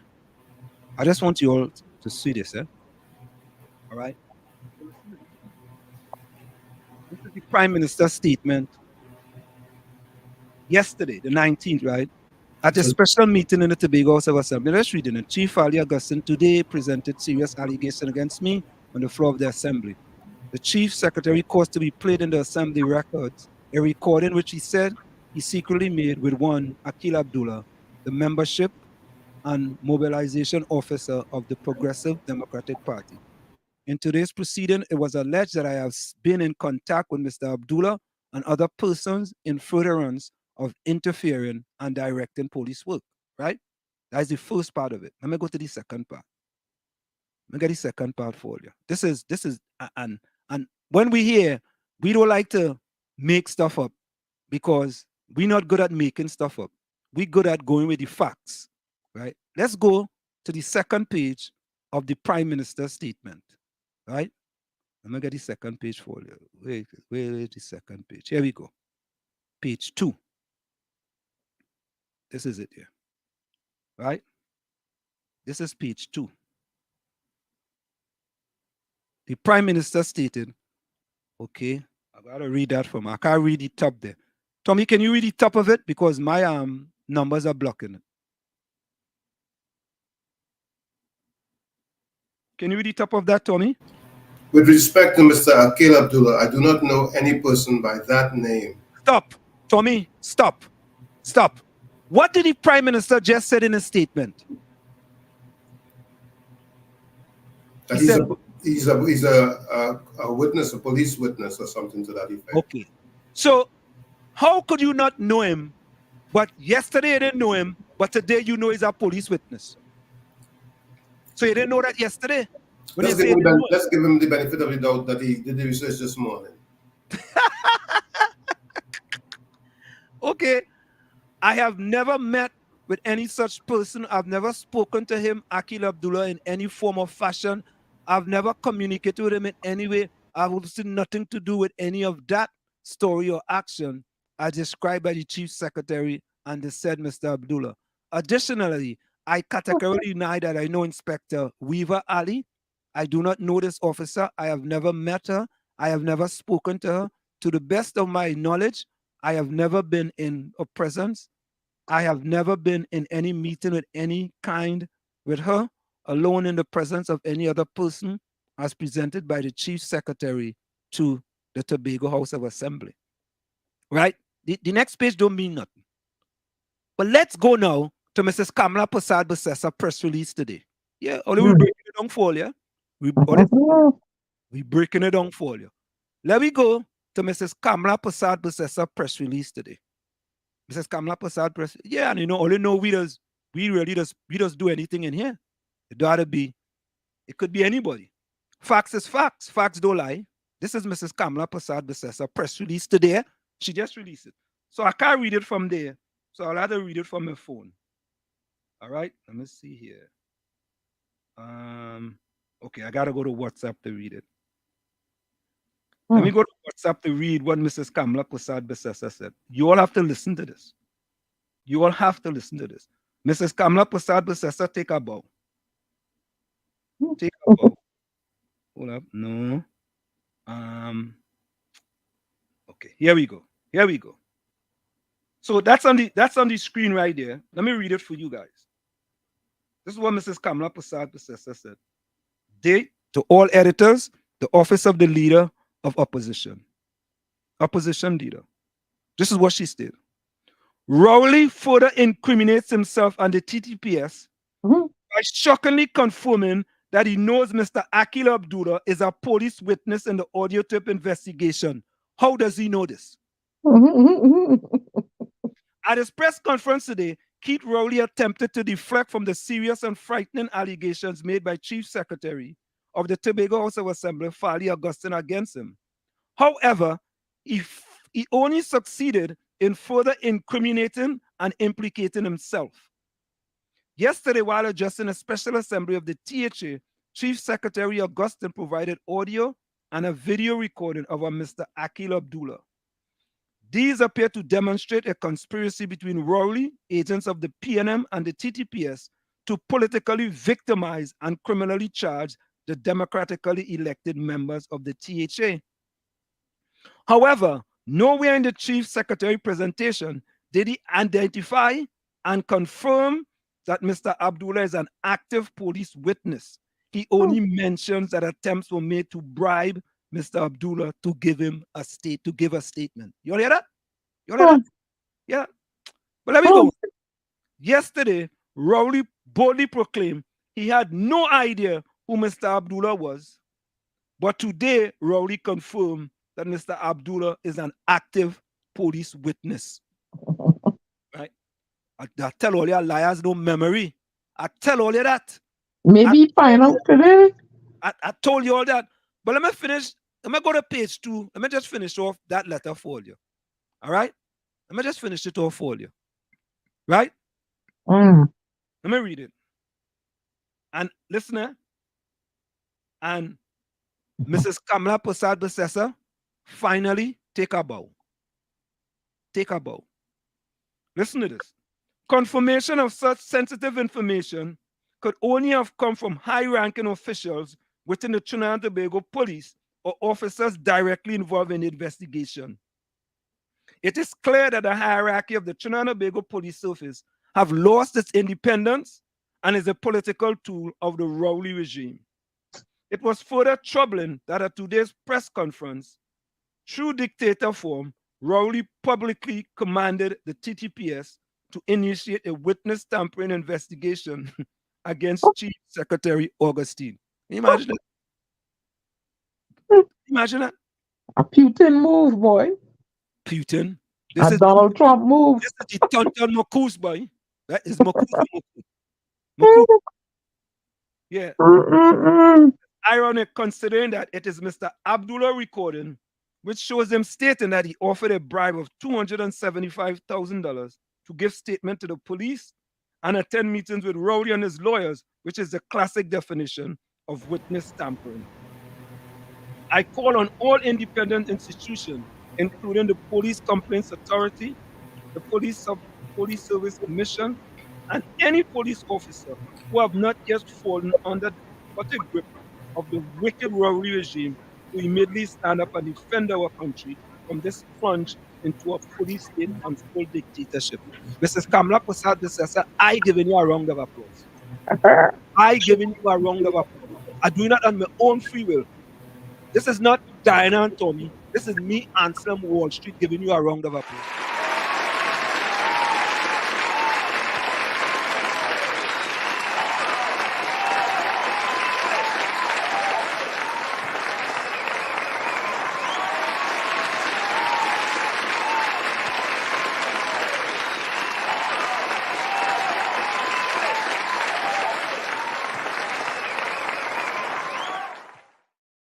And you know, he always rounds off his statements by if it's true and if it's proven to be true that he will resign forthwith.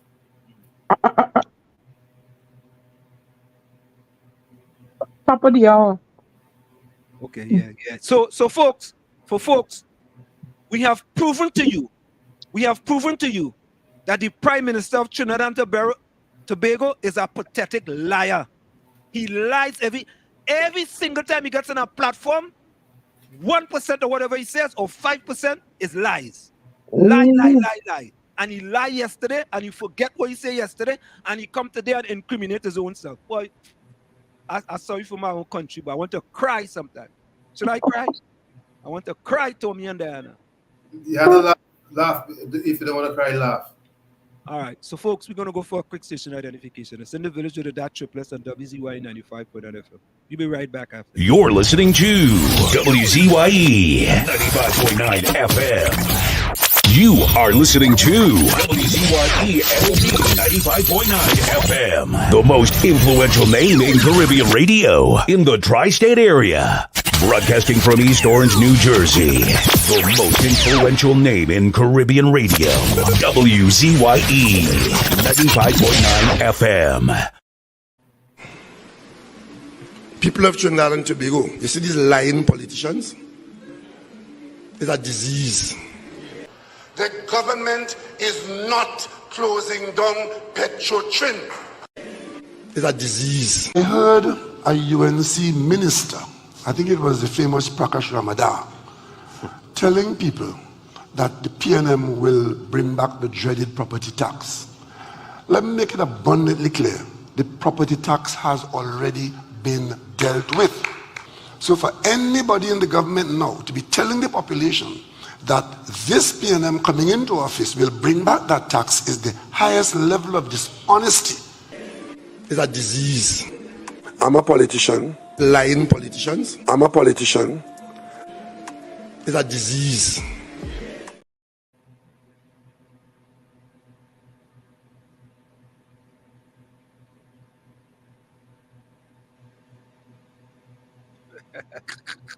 It's a disease. Oh God, it's a disease. That man had the disease. It's a disease, all you see is a disease. It's a disease. Mm-hmm. You understand? It's a disease. Mm-hmm. And the facts, those were facts, eh? Those were not, we didn't make it up. We didn't throw it up on the wall like a spaghetti terry and see what goes stick. Facts, facts, facts, facts. And it is sad that we used to say Trinidad is a creeping dictatorship. We used to say a creeping, right? Yep. We're not creeping anymore. We full-fledged now. You telling the TTPS them should investigate something, and they should investigate you because your name was called. Shop Golds for 15% off used. Okay? Right? Something wrong, boy. Something wrong. Something wrong. Yeah? Yep. Yeah, boy. We. I don't know what else to say, man. I don't know what else to say. Say nothing. You know, it's already, everything has been said already. All we have to do is watch now. But Tommy and Diana, people I ain't see Trinidadians get up a march yet. I ain't see them. I'm waiting for that. Nobody ain't getting up on March. But you know what's even worse?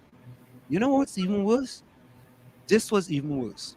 If all you think that was bad, I think this one take the cake. Right? Let me see this one here. Where is this one? This one take the cake, right?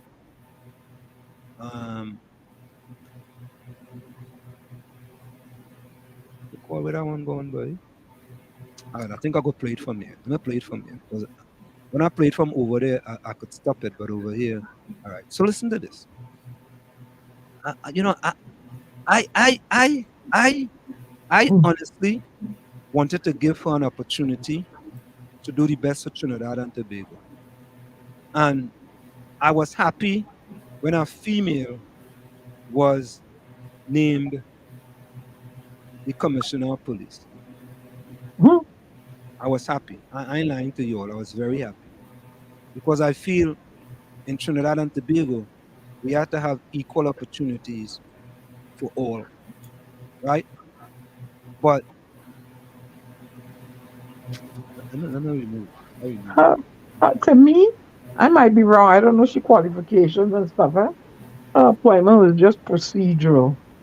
What do you mean procedural?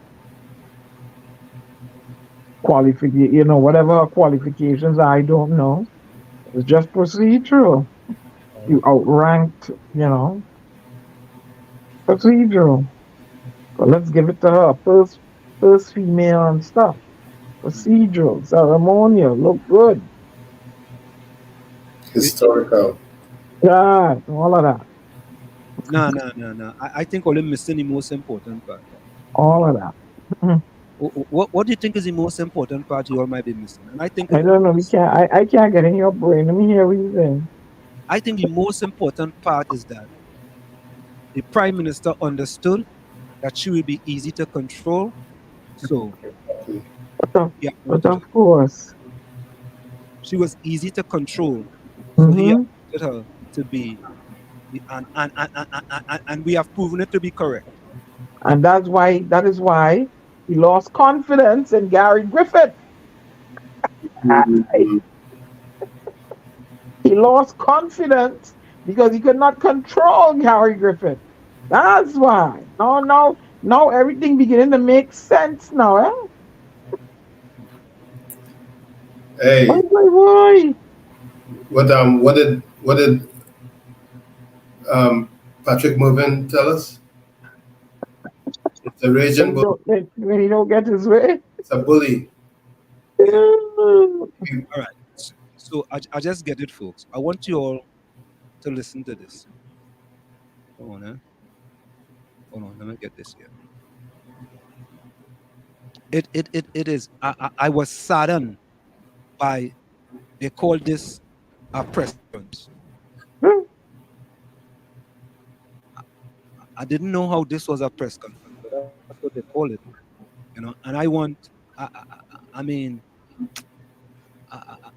I'm saddened for Miss Ulla Christopher, Mrs. Ulla Christopher. I'm saddened. I'm really saddened because This was a pathetic press conference. Listen to this.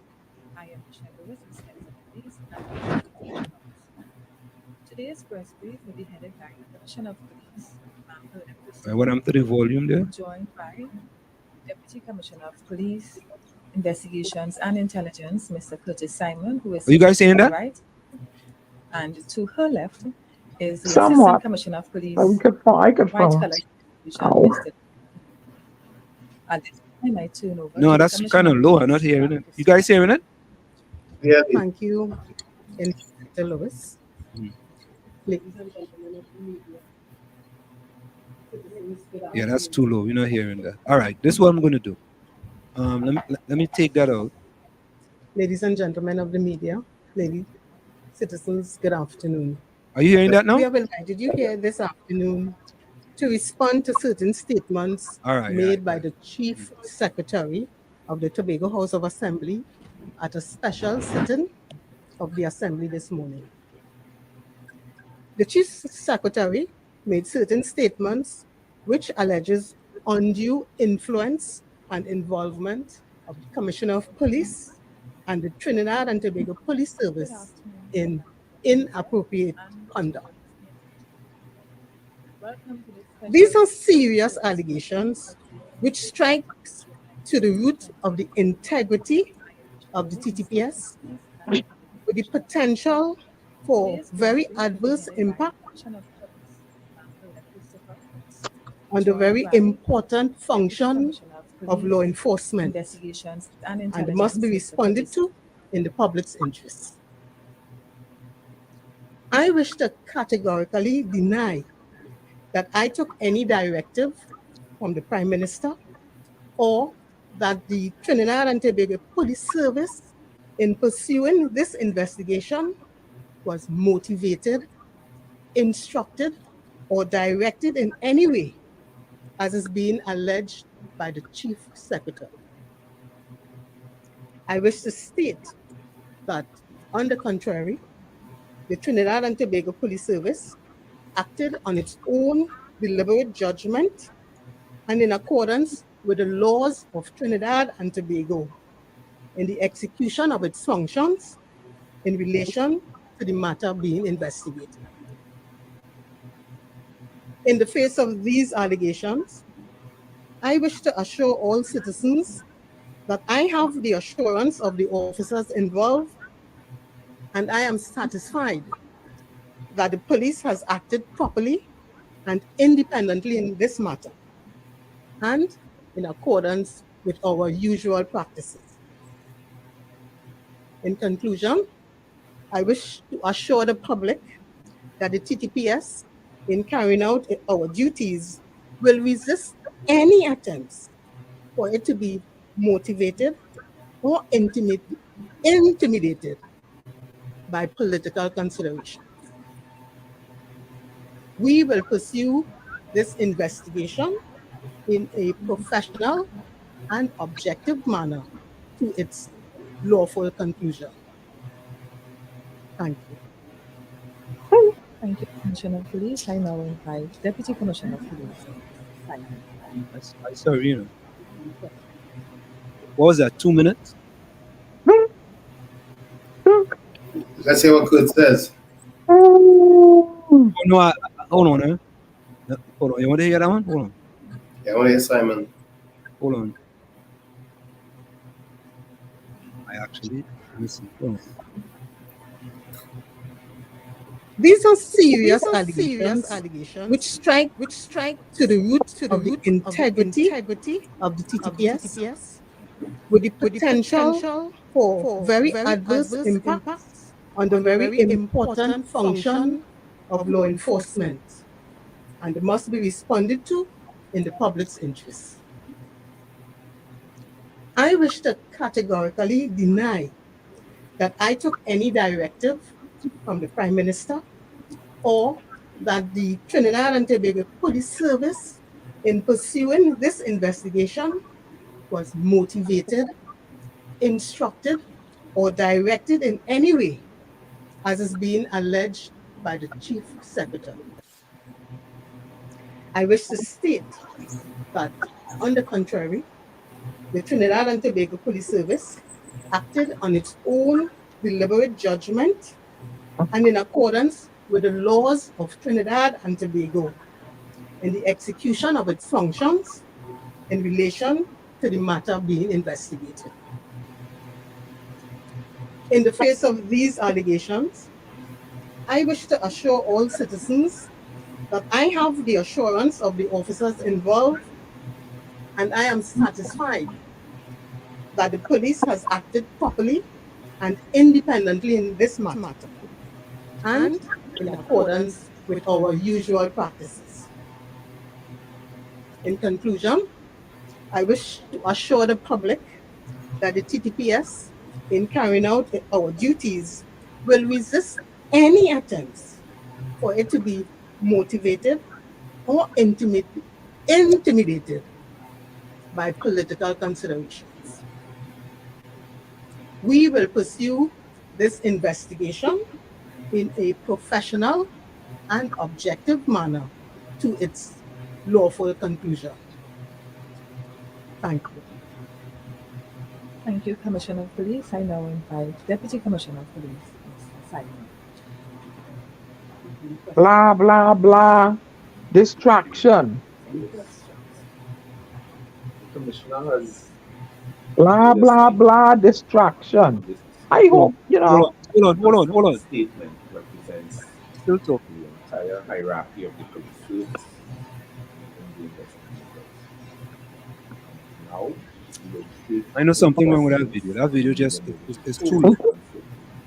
Bearing in mind that the matter is under investigation and we may veer into the realm of evidence, and if we do so, of course, that information will not be shared.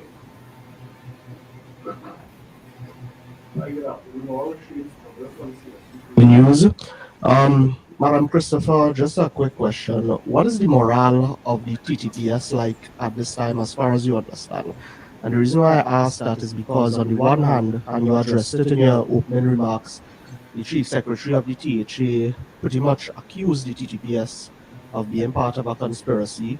On the other hand, I think on the UNC Monday Night Forum, the opposition leader, Kamla Persad would have even gone so far as to refer to certain elements of the TTPS as a quote-unquote mongoose gang.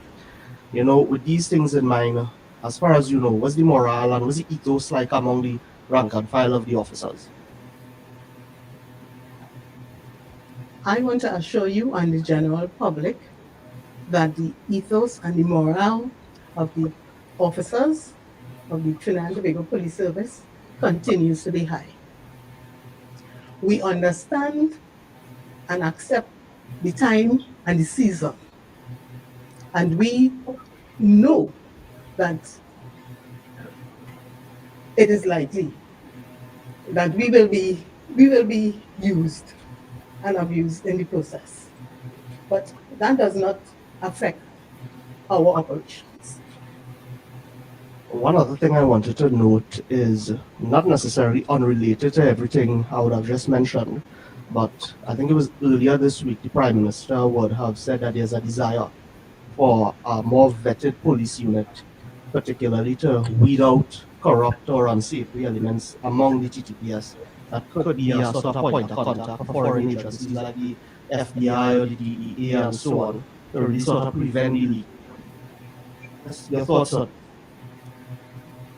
Now, I want the national community to understand that vetting officers is nothing new. We have implemented our vetting and polygraphing of officers to go into any specialist section. We have reached the point where we are even going to be vetting officers to go into our operational centers. Is it? Hi, good afternoon. Elizabeth Gonzalez from Newsday. I just have about 3 questions here. So, Commissioner, it seems as though this revelation by the Chief Secretary has is causing some level of unrest among Tobagonians. Is Tobago Police bracing, or is the Tobago Police ready for whatever is to come next? apparently there is something that, according to the chief secretary, that is to come. Well, I am not aware of the officers in Tobago being adversely affected in any particular way in this. The chief secretary also said that he sent a letter to your office. Have you received that letter? And if you have received that letter, what is the next, or what is your stance? I have not received a letter from the chief secretary. If I heard him correctly, he said it will come today. Um, Officer Lucas or Officer Simon, could you please give us an update on these Tobago investigations that are happening? We understand that a number of raids happened over the weekend. If you could give us more information on that. Ma'am, if I may, the investigation continues in Tobago. We have investigators on the ground in Tobago. They have been doing a sterling job so far, and they will continue to do their investigation without fear or favor, despite what was requested. At this time, I want to thank the members of the media for questions.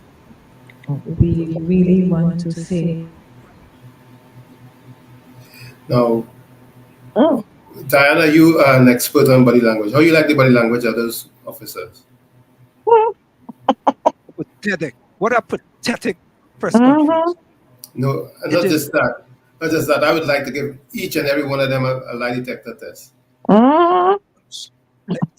Tommy, that was, I mean, when I saw that press conference, that is what we have for our commissioner of police.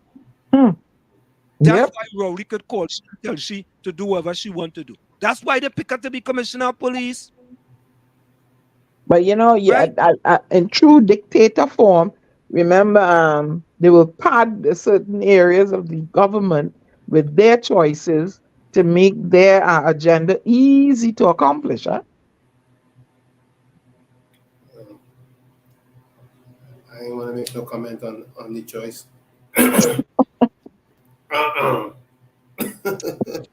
Are you clearing your throat, Tommy? Oh boy. Listen. What happened? You're frightened somebody snatch you? Tell them I say so. True dictator form. They pad certain areas of government with their choices to make their agenda easy to accomplish. Diana Benskin says so. It wasn't Tommy. It's me says so. You know, at least when Gary Griffith had a press conference, it was a real press conference. You know what I mean? This 10-minute press conference, 10 minutes. 10 minutes. Right? You know, boy. Why are we on it? You see the fight he was giving Farley. We call Rowley again. What is he again? Astute. The fella is astute to pick this young lady. Astute. That's what I'm telling you. See, and he was giving Farley a hard time with the some executive position in THA. The Remember? chief administrative officer. Okay. You got it. You see, yeah? Okay. Then. In his press conference today, he said that he did everything to help. And to make, he said he was very helpful to the THA. Another lie. That's what he said. True dictator form. He padding everywhere, making his job, his agenda easy to get. All right. So y'all he's very astute.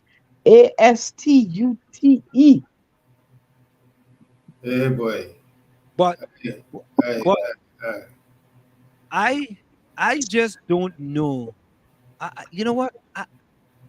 I don't know what else to think, because the problem is that the information is coming from the head.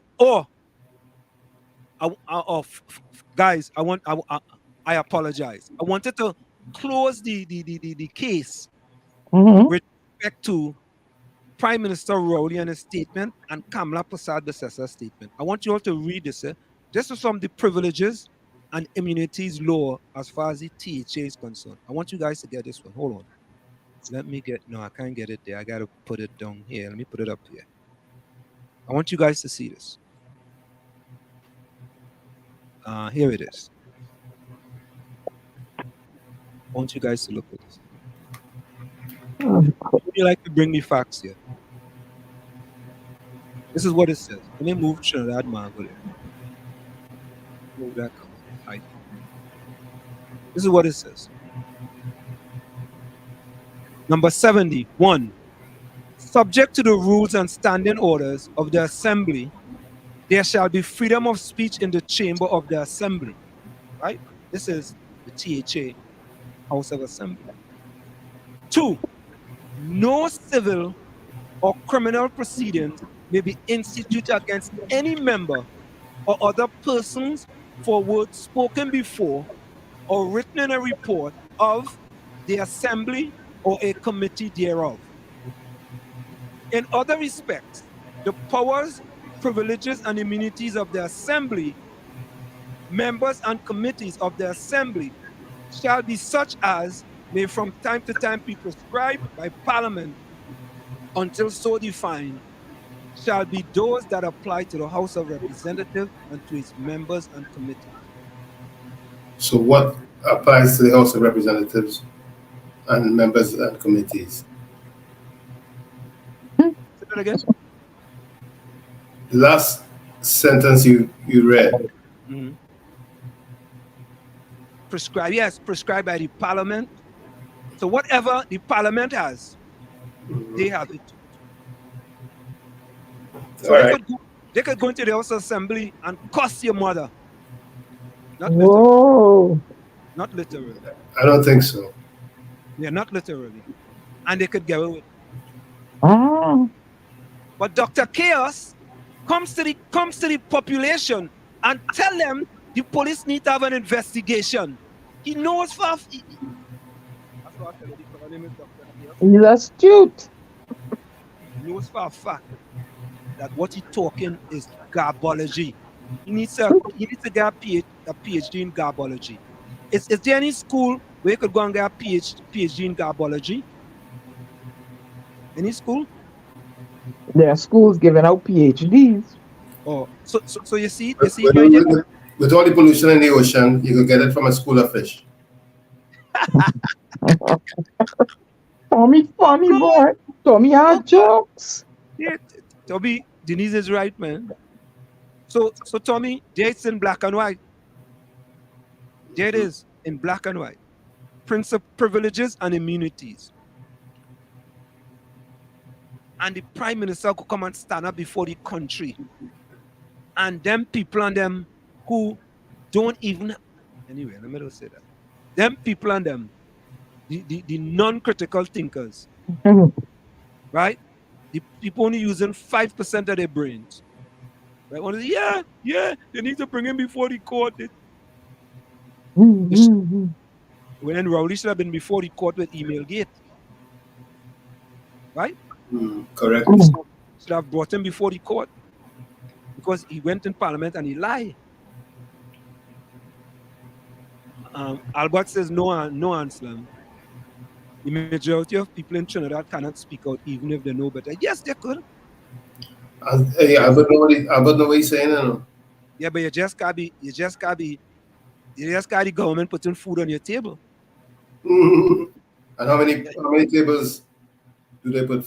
But I find that stupidness. You should be able to come on and speak your mind without fear of retribution. Then you're living in Communist Republic of Trinidad and Tobago. Ask somebody now. I'm sorry I didn't have to walk down there. Only to hear me vocal.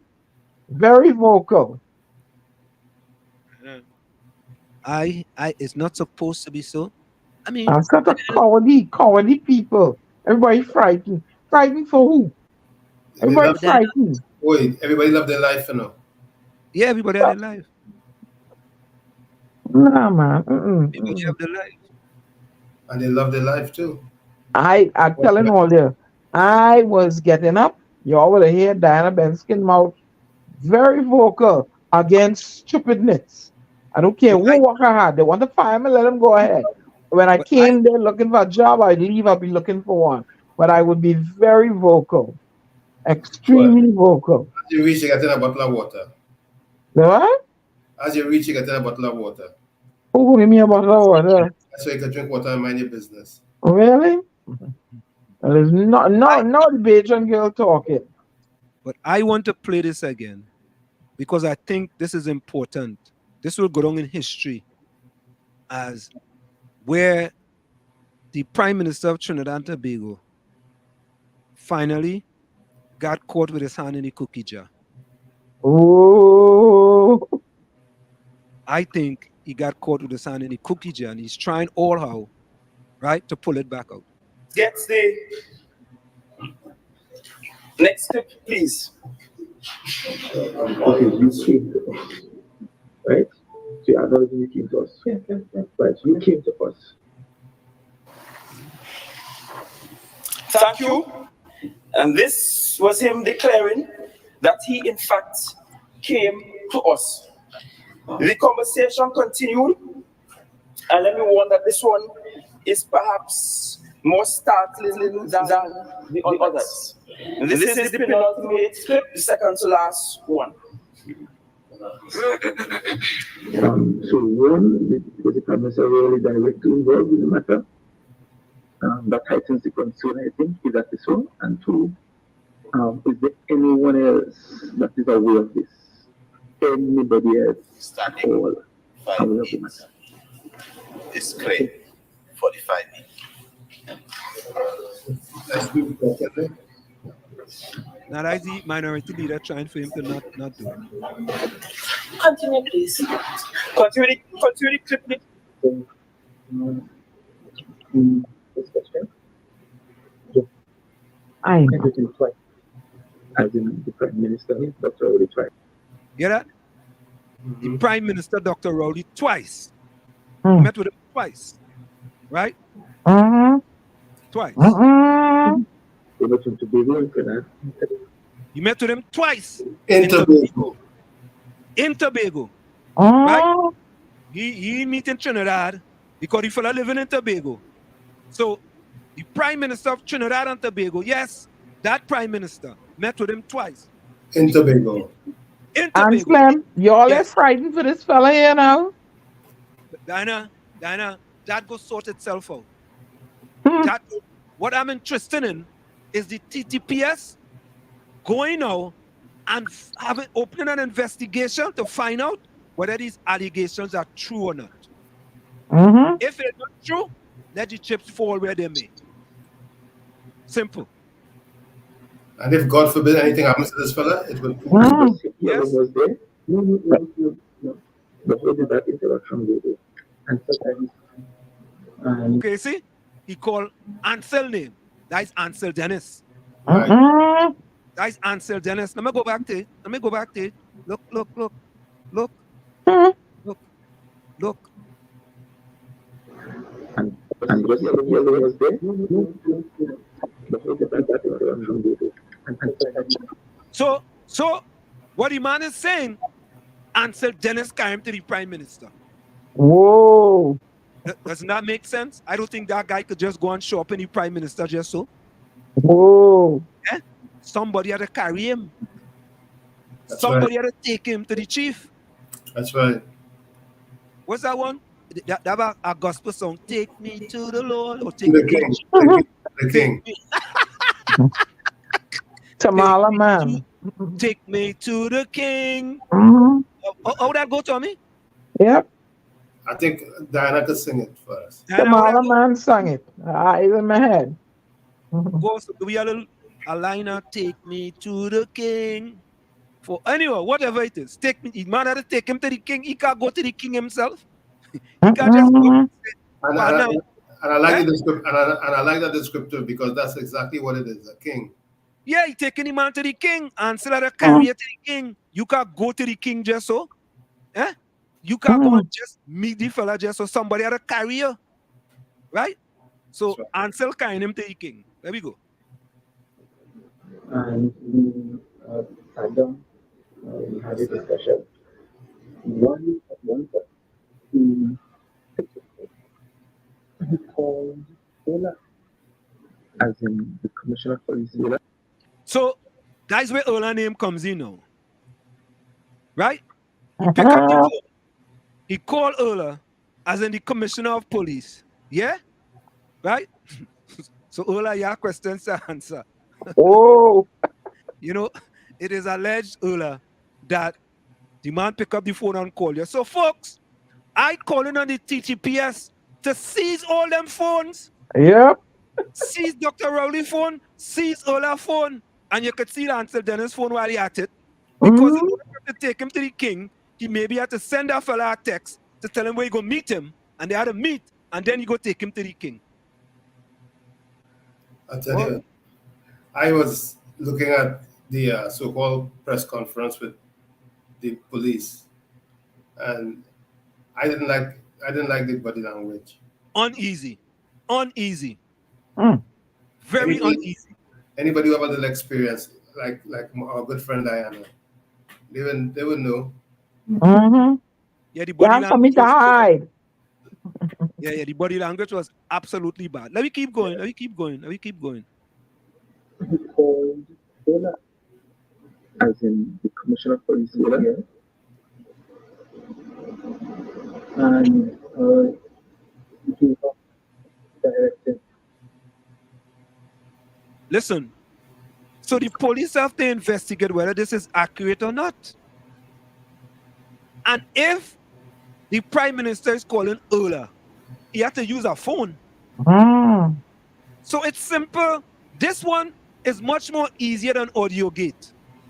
This easier. This is much easier than audio gate. Audio gate, somebody had to give you the audio. You had to look for somebody to give it to you. You had to find out who the person, all kind of thing. You don't have to do all of that in this. All you have to do, seize the prime minister phone, seize Ola's phone, seize Ansel Dennis' phone, go through it, and you could figure it out simple. No, but guess what? Who's in charge of the investigation? No, we had a guy independent investigator. Himself can't investigate himself. No, himself can't investigate himself. We had a guy independent investigator. Maybe we had to bring in the FBI or the CIA or somebody. Or Gary Griffith. No, we want somebody outside of Trinidad. Wait. Right. Let me go. And I was surprised. They have a network. What? What? Cosa Nostra. The man told us they have a Cosa Nostra. He told us. Now you know something that happened to that fella there. All right. No. We don't. Don't words cast a spell. Let's not say. Yeah. We don't wish that. All right. Well, I'm speculating. No, but we don't even speculate. Don't speculate on that. Don't speculate. You know how to run and leave the country. Well, maybe, I like that better. I like that. Yeah, I like that. Where information is collected. And they meet, they discuss it, and they form a tactical approach. They gave me $60,000 at one point. So, all you are giving, are helping the TTPS here, They need to pay me for this, And I'm going back to my days as a principal analyst at the New York Stock Exchange, working in enforcement, market surveillance, specialist. You really believe the TTPS need or want your help? Yeah. They give him $60,000. Ansel? Yeah. I think they want my help. I feel so. I don't think so. No. I feel they're gonna reach out to me after this. I feel. Oh, yeah, right. Yeah, I have confidence in the TTPS. They have already examined this entire situation here. And what are they coming up with? They must have analyzed it like 10 times already since it's been published. And they try to figure out how they go spin it. I know what it's real. This ain't bacchanal. This is bacchanal. So if the fella gets 60,000, they could trace that easily. He said which he still have. How are they gonna trace it? Well, who he get it from? He get it from somebody. If he can't show wages or source of funds through a paper trail, then boy. They could subpoena some people's bank account. Big deal. That's easy. That's easy. You could go and get out and subpoena. Let me go. which is still to them because what they wanted from I cannot give them. And it's 60,000 outside. What? Yeah? 60,000 outside of the 275,000. 270, not 275. So the 60,000 was outside the 270. You understand? Right? Instead of the 275, that would be 270. So, 70. Yeah, outside of that to do something that. You know? What? Something that I'm not comfortable with. Do what's something that he's not comfortable with. Right. Oh my But God. PDP. There's a PDP because, it's by any means necessary them going after you, As any means necessary. They want to sing them because them 2 seats in Tobago is very important. So if I sing Fali and I sing Watson at the same time, hey, they're coming home to roost on them 2 seats in Tobago. Yeah, that's what it is. It's over. We in charge now. And I wonder what Watson say about this, boy. We should call him. Oh my God. I'm not comfortable with. However, they did give me They gave me some money leading. some money leading up to the 60,000. You hear that? It gave him some money leading up to the 60,000. And who is it there? Easy. People in meeting with? You hear what they say? They also want to move Watson off the political checkboard. That makes sense. It makes sense. If you demonize the THA, that is folly, and you move Watson off the checkboard, you put him in the political cemetery, right? And you arrest him down there. Then who else are they compete against? PNM. It's PNM versus PNM. Right? Oh my word.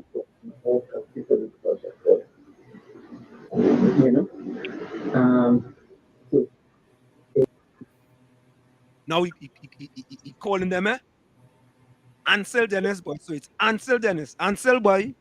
Ansel, I listened to that press conference today. And what you have to do, Ansel, going to the TTPS, not really them, whoever the independent investigator should them and get them your phone and clear your name. Lord Father, this thing treacherous. Clear your name. Well, Dr. Rowley, I think Dr. Rowley left the country today. Right? They should have taken your phone before you left. Oh my God. Because you could go away and they could help you with they could help you kind of wash the phone. Yeah, they could help you. But your carrier would have records of all your transaction. All right. So right now, they need to subpoena Digicel, subpoena B-Mobile, subpoena all the records for them fellas and them. Let me go. Listen, we are on a fact-finding mission to prove what the man say is a lie. How about that? There we go.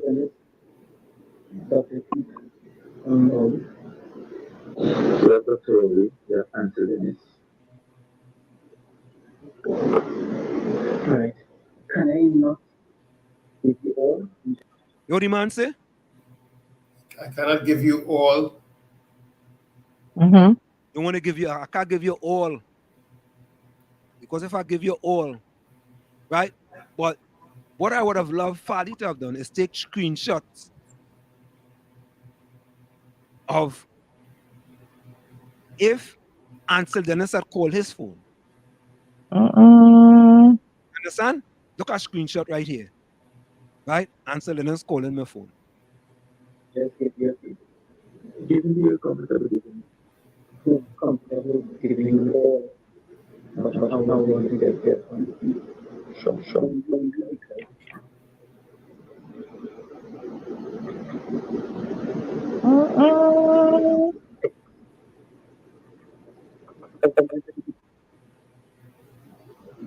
I want to keep them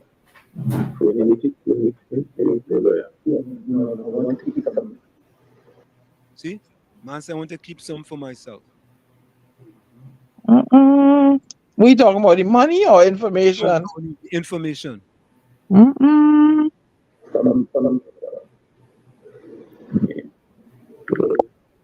He wants something to bargain with. Right.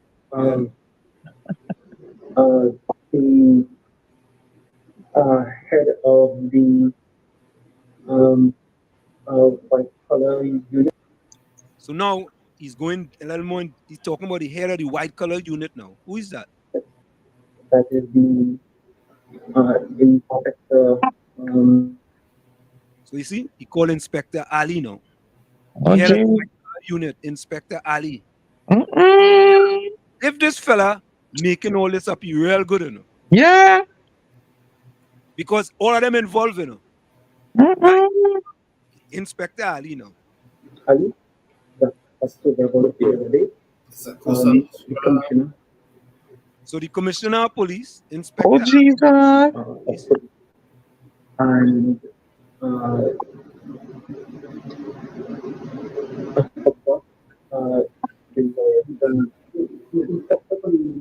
now he calling the lawyer. Oh, Lord. He can't remember his name. He pops up on the news now and then. I wonder who that is, boy. He go tell you. Hold on. That lawyer. Rowley lawyer he called. Oh, Jesus, Lord, Father. To the team.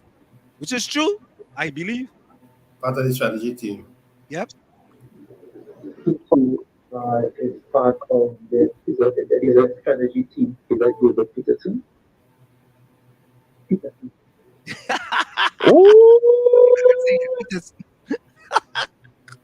And Peterson denied too, eh? Everybody in denial, boy. But you expect, honestly, you expect them to admit? No, well, I would have do like Fali. I would have wait a little while. Fali and a politician like them. And those are the persons that. Yes, and those are the person that we've spoken with. I should go for and show up to Peterson when I confirm. You gotta preserve that phone. So nobody gets it out. One meeting together. Except one, which is the commissioner. Because he called the commissioner. Yeah, except the one where he called the commissioner. The commissioner. You have everything on your phone.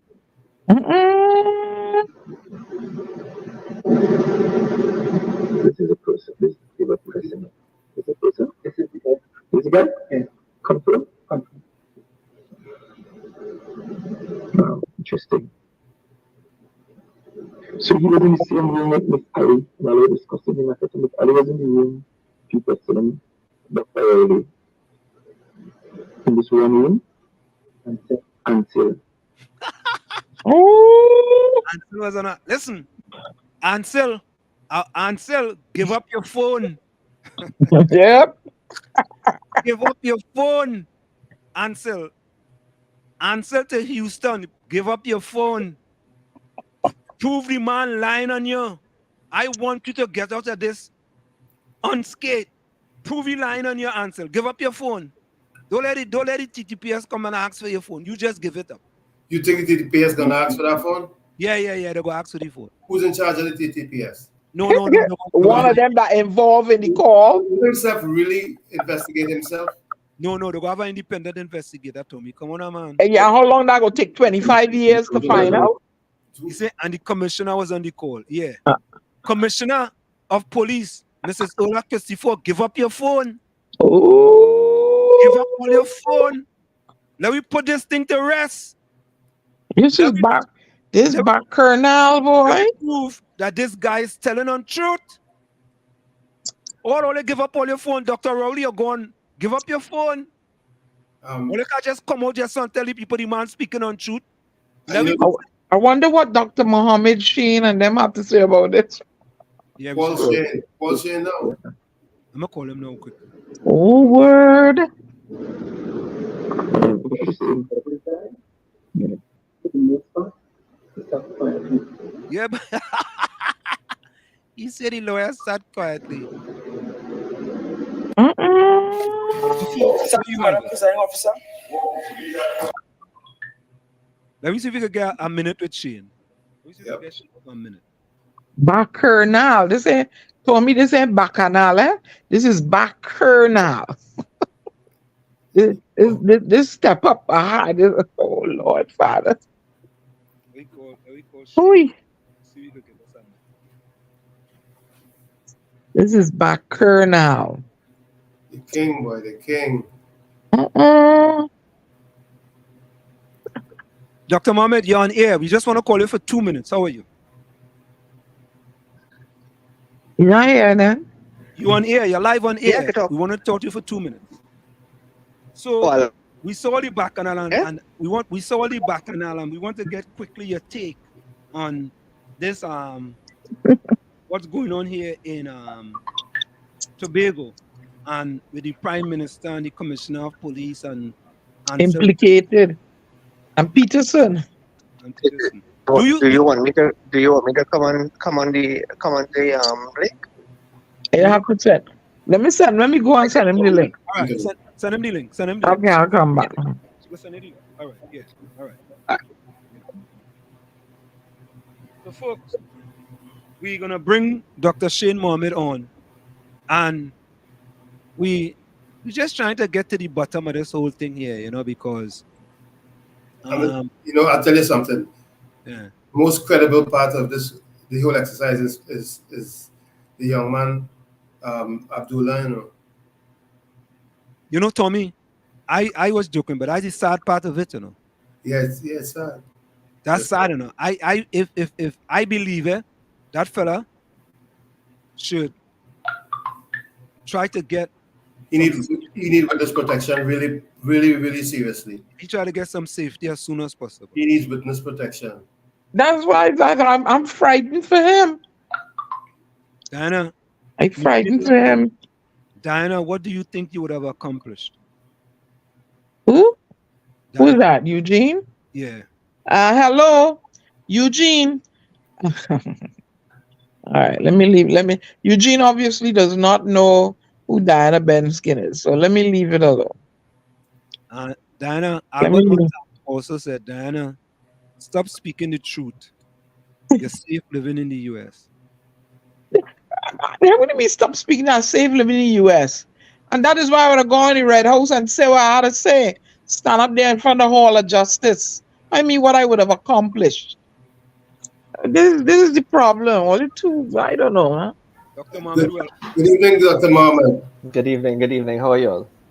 Oh, we're all the better now that you've come in and you're gonna share your expertise. We dealing with some bacchanal. This ain't bacchanal. This is bacchanal. So Dr. Mohammed, you shared the assembly law with me, 71, 2, and 3, right? Yes. And it speaks to immunity. It's very clear, right? Very clear. It speaks to immunity in the Tobago House of Assembly. Yeah. Which is the same immunity that you have in the Parliament of Trinidad and Tobago. I think in the instance with the assembly, it's a lot more stricter.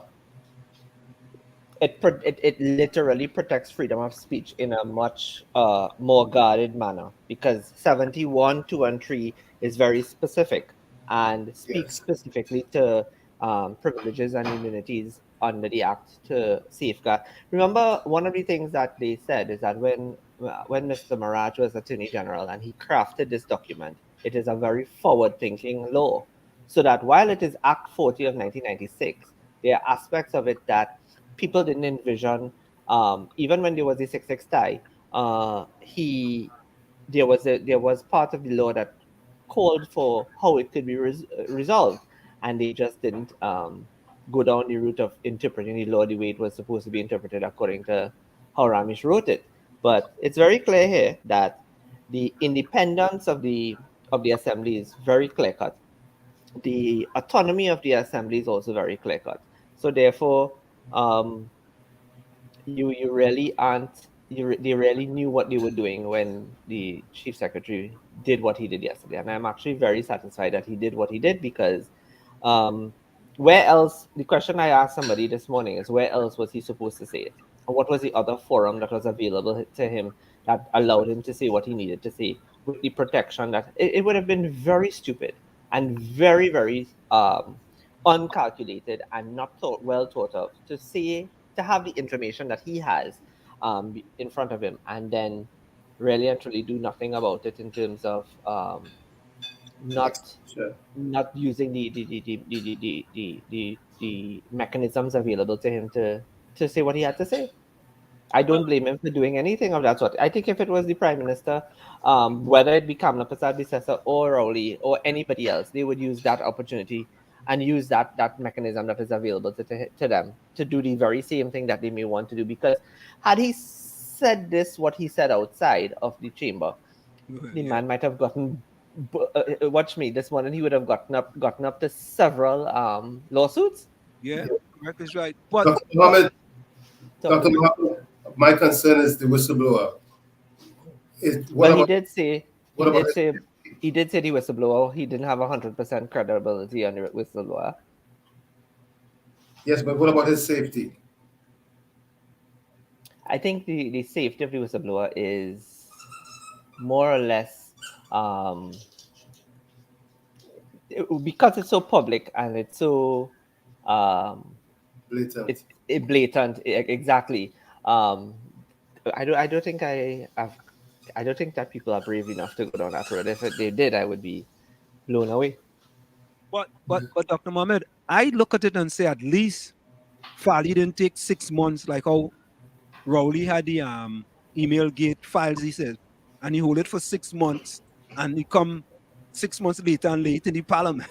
You know, the thing about it with regard to him with his statement today, you know, if I know that I initiated something within I initiated Emailgate, right? So I was very curious as to what exactly he was alluding to when he spoke about how he went to the president and whatnot. And I wasn't sure where he was going. And then when he said Emailgate, I said, you really chose to make a reference to Emailgate when we know what the outcome of Emailgate was? How could you make the reference to Emailgate when everybody know what that stigmatized and what, in other words, you're lost. Yeah, You're lost, and every single accusation that you put forward against the very same people named in Emailgate, it fell through the cracks. It fell apart. It didn't have substance, and you were dealing with emails at that point in time. You are now. I don't understand how people are calling this thing AudioGate, and I said this morning. I said this thing is a different level. The audio by itself, the leaking of the original audio by itself, for me, made absolutely no sense. Especially when you had the persons coming and saying that, listen, it was part of our strategy. We had to examine the good, bad, and indifferent and see what policies was available to us and what strategies we wanted to implement or not implement. And we thought about it. We are entitled to discuss it. I mean, it's all part of communication, political strategy. You have to think in the manner about the good, bad, and indifferent. You have to see all options. All options, right? So you can't just. I find it very disingenuous that there are persons within the Trinidad and Tobago political framework and political structure that are taking umbrage to the fact that this never happened, and they're behaving as if there are people who are not currently employed by the current administration government that are not employed as quote unquote consultants, but are there to carry what we would call to be propaganda. But I guess it's everybody. Everything has to have double standards. So do so, don't like so, and at the end of the day, nobody wants to say, well, I would have thought the senior politicians in the country would have said, well, it's all part of everybody's political strategy, that you have to look at all the good, bad, and indifferent, all options available, and then streamline what you want to do and what you don't want to do. It so happened that this happened, and they did admit that the audio that was leaked is not one-time audio. It's a conversation that took place in different parts. So what they did was cut up different parts of our conversation, put it together, and then leaked it out there for everybody to throw their hands up in the air. They did nothing illegal. As compared to Emailgate, where you had emails that were received and carried, and they had Google involved and everybody else involved in that, and then it came to nothing. It cannot compare. I was fake and bogus, but Dr. Mohammed, this is my thing. Why don't they seize Ansel Dennis' phone, seize Ola Christopher's phone, seize the Prime Minister's phone, and let we prove that this thing is fake or is untrue? And seize Abdullah's phone also. No, the problem is Abdullah's phone. So seize Abdullah's phone too, and let me see if this thing is true. Because the problem is this: who's going to do? Hi Nadia, who is going to do the investigation? We had a guy independent investigator. And how do you get the independent investigation? You go bring somebody from CARICOM. Right. So you want to you're bringing somebody from CARICOM is one thing. The issue here is who is going to initiate it. Nobody. We gotta get. Yes, we can get the chief sec to do that. Chief sec doesn't have the authority to initiate it. You can send a letter to the DPP. No. Maybe we could go to the United Nations then. Listen, I am, the can a citizen of Trinidad and Tobago do it under the Freedom of Information? Well, the FOI doesn't allow for you to. It allows for you to get the information that is available. But I don't allow you to seize the phone. Well, I seize the phone. Yeah, no. I want the phone of them seized. And the question is, who's going to seize the phone of the commissioner? I bring in CARICOM people. I bring in Jamaicans. I want them from Jamaica. I want the Jamaicans to come. Let me tell you, the thing about it is, this is literally himself unto himself. Correct.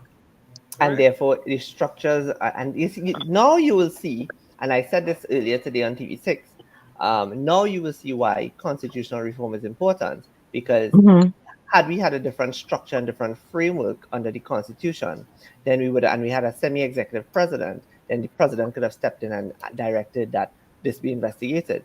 We do have that available. Dr. Mohammed, I have a question. Hold it thought. Let's go for a quick station identification. We're going to go do this real quick and we'll be right back. Send the village to the DAT Triplets on WZYE 95.9. Let's go for a quick station identification. We're going to be. You're listening to WZYE 95.9 FM. You are listening to WZYE 95.9 FM, the most influential name in Caribbean radio in the tri-state area. Broadcasting from East Orange, New Jersey, the most influential name in Caribbean radio, WZYE 95.9 FM. It's in the village with the DAT Triplets on WZYE 95.9 FM. Go ahead. Tommy, I think you had a question, and then Diana. Yes, we're talking about trying to get some kind of justice in this instance here. And I've always said for many years that the only way we can get the Caribbean straight is by having a true unity and having an overarching system that would put something like the FBI in place for all the states, so that that would keep the states' feet to the fire when they play the fool. Now, do you have anything, any recourse at all? So this is just going to go to naught? That's what you're telling me? No, yeah. From what the Prime Minister said is that he is going to seek legal advice from the Attorney General and seek to see whether or not any breaches of the standing orders of the Assembly were done, and see if anybody could be held culpable. But even then, you have the law, and the law states what. I mean, I did say that they are underestimating that they are just simply not acting. The chief sec is not acting simply on his own volition, and they have both political advisors and legal advisors that are available to them that will guide according to um, what should or should not, or what can and cannot be done. And if it is that he didn't know, um, in fact, I should rephrase that. He would not have done what he did, the chief sec that is. He would not have done what he did yesterday if he didn't have legal standing, and that is the first route he would have gone. And clearly his lawyers that are familiar with the THA Act told him he had legal standing. That's the first thing. And then obviously his political advisors, whether they be senior and I'm telling you they are senior in their status, in their stature, they um they will also give him his political advice and give him the standing that he requires politically. So the man, I can't believe the Prime Minister referred to them as idiots today. I was a little bit taken aback when he said idiots. I was like, whew, and I listened to the entire interview, the entire press conference. I looked at also at the body language of the media personnel that were there, and a lot of them who asked questions that did not, and they asked um, minimal questions. They were not the least bit impressed. They looked like a room of bored persons, except for one person who asked continuously asked questions. And I was saying to myself, it could very well be that he was planted there to ask those questions. I have a question, Dr. Mohammed. Being that the I don't know what you want to call him, the undercover masked intruder mentioned that they wanted him to do something to Watson Juke that he was not comfortable with. Being that it could be implied or that harm was intended, onto Watson Juke. Doesn't Watson Juke have the right to go and say now then, well, hey, I want an investigation done because they were planning to hurt me? He could say that. He could say that as well. He could say that. But you see, um, political banter is one that you can. They simply said they wanted him off the political grid. That could imply, that could mean many things. Correct. So that could be that exactly right. That could mean many things. That could be interpreted in several ways. But I don't even yesterday when everything was said and done after the chief sec was finished speaking. Even when I was on TV in Tobago to they were asking my opinion about this whole thing, and then we waited till after the minority leader spoke, and I said you have to understand, you have to look at the reaction of the minority leader, body language, facial expression, tone. When you listen to him and when you look at his body language, from my interpretation, it was an individual that was completely blindsided by what was revealed by the chief secretary, because he had a line that he kept saying, and that's what people who really throw their hands up in the air say, let the chips fall where they may. It therefore means that he said, let the chips fall where they may, because one, he's not part of this. Two, if I am the one who won the seat and I am sitting in the assembly, I have more legitimacy than those who lost it, which is a true thought if he does it. I have said that Calvin Morris has to sit down and really think about what his political future looks like, and whether or not he sees himself as in not entitled but in line to become the political leader of the Tobago PNM, the PNM Council of the Tobago Council of the PNM. Now, why? The reason is, if I am the Lone Ranger and I am the one man that was able to retain my seat, and everybody else who was in there who was more senior than me lost their seats, they have to now, he should now be thinking, or should have been thinking from then to now, about what the leadership of Tobago's PNM looks like, and who should be leading it and why, and how are they going to engender public trust and confidence in the PNM. If you look at the poll done by the Express, I believe, the Express poll that was done in Tobago, they polled 355 people in that poll to ask about whether they thought it was orchestrated. I believe I still have it. If I have it, I will read it for you all. And the outcome of that was 35-65, if I'm not mistaken. 35-65, that 35% said no, and 65% said yes, that they believe that this was a PNM plot to undermine the THA.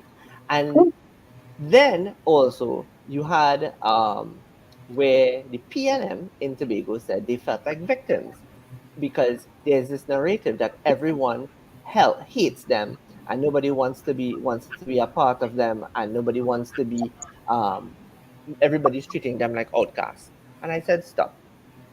I said, you can't claim victimization and claim to be victims when you are in the political gauntlet. You go into an election, you go into the political gauntlet to win an election, and when you win that election, you are there to govern, especially when you win, not win in opposition, you win the government. They were in administration in Tobago for 21 years.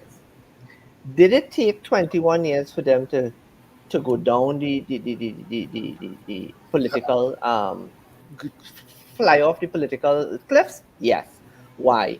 Because people had started getting fed up of the PNM in Tobago, even before, right after over London. But they stayed and they continued because they wasn't sure what it is Watson was creating. They wasn't sure about, I mean, he was new on the scene and that kind of thing. He was able to win 2 seats. But in the last 4 years of that administration, where Calvin Charles was chief secretary, that is when the demise started to happen. And people started to lose confidence in the administration. And then when Ansel Dennis became chief secretary, because Tracy Davidson Celestin couldn't become chief secretary, it even got worse. And Tracy Davidson Celestin caused there to be a serious division between Tobagonians for almost, well, not all, for an exact, for one whole year. So she divided Tobago between we and them. And that is not how Tobago operates. Because you know that, you and I both know that one household could be named more, and that one household could have both PNM and opposition people living in it. Or you could come from the same family and both members, cousins in that family sit on the different sides of the political divide. But at the end of the day, they're still family.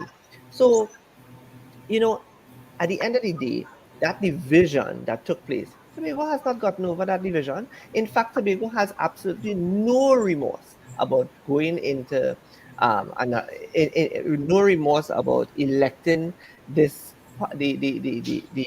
the Farley and the into office. And if an election were to call tomorrow, they would do it again. They have no remorse about it.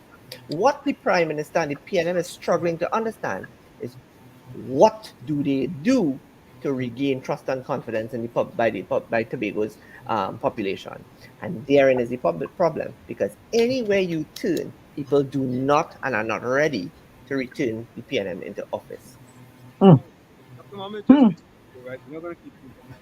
Elected opposition leader letter says, opposition leader Rowley further incriminates himself and the TTPS by shockingly confirming that he knows Mr. Akil Abdullah is a police witness in an audio tape investigation. How does he know this? And thank you for sending me that. So, I mean, we would say a lot of things. We all disagree with certain things about Mrs. Fasadi Sasa, but I think this is one time where she literally she did nail on the head. She critically analyzed this thing very easily, and she was able to ascertain. She was listening to us, and she critically analyzed. How you know this? Yeah, how you know this? How do you know this? Right? The question is, how do you know this? He criticized her because in his press conference he took a swipe at her and he said, she's a former prime minister. She's the head of she was the head of the National Security Council. she should know what intelligence gathering is about. I don't know. He alluded to, well, she was a poor prime minister, so that means she was a poor chairman of the National Security Council. But you see, that's one thing I don't like about Prime Minister Rowley. Yeah? You don't throw the baby with the bathwater totally out the door. And that is one thing that the Prime Minister does. He literally does not care about anything that may be legitimate at all. And the issue with Prasad Bisesa is that she was not a bad prime minister. She just got herself caught up in decision making and couldn't make a decision and stand by the decision. And sometimes those decisions that were made were influenced by others. But I am telling you that she treated the National Security Council with the level of regard and respect that any prime minister who is sitting in the chair will do it, because you are the head of security, right? I am very disheartened that people would think that Fali is so young and dumb and that he doesn't know what he's doing. And I was looking at the press conference of the Prime Minister today, and I was looking at how people were commenting. And everybody who made a negative comment towards the Prime Minister and the administration, their comments were deleted by the administrator almost immediately. And someone commented, "Why can't we have a voice that is opposing? Is this a dictatorship?" So I saw it happen once, I saw it happen twice, and I said, "Oh, okay.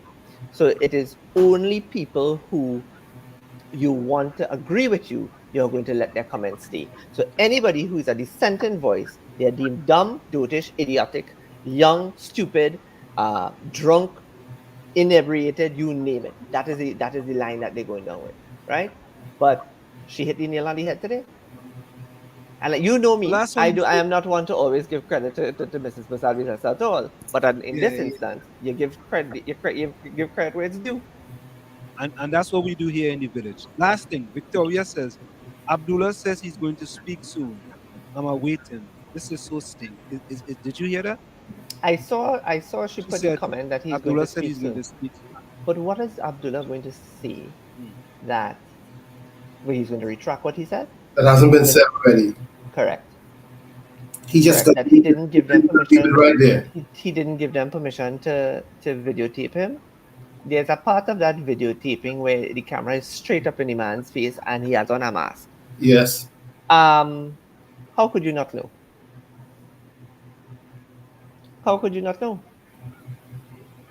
So, Well, I think they should have Fali's credit. To Fali's credit, he did say that he wasn't 100% sure about the credibility of the individual, but he had known the individual. The Prime Minister said he don't know the man, and so Dennis say, "Yes, I know the man." So then, Matt's not Matson. Correct. And he made it clear that Ansel Dennis was the link between him and the Prime Minister. There you go. And Ansel Dennis said he knew him for 13 years. So I was on Ansel Dennis link today with the press conference, and he actually answered me. I say, Ansel, what you should do is give your phone up in order to clear your name. Just give your phone to not the TTPS, because it might delete the transaction between you and Abdullah. They might delete it themselves. Give your phone up. It doesn't matter. He said, "What do you do?" What did he say? Let me tell you what he said. Hold on. Let me tell you what he said. Let me read exactly what he said. Ansel Dennis. Let's see what he says. Hold on, eh?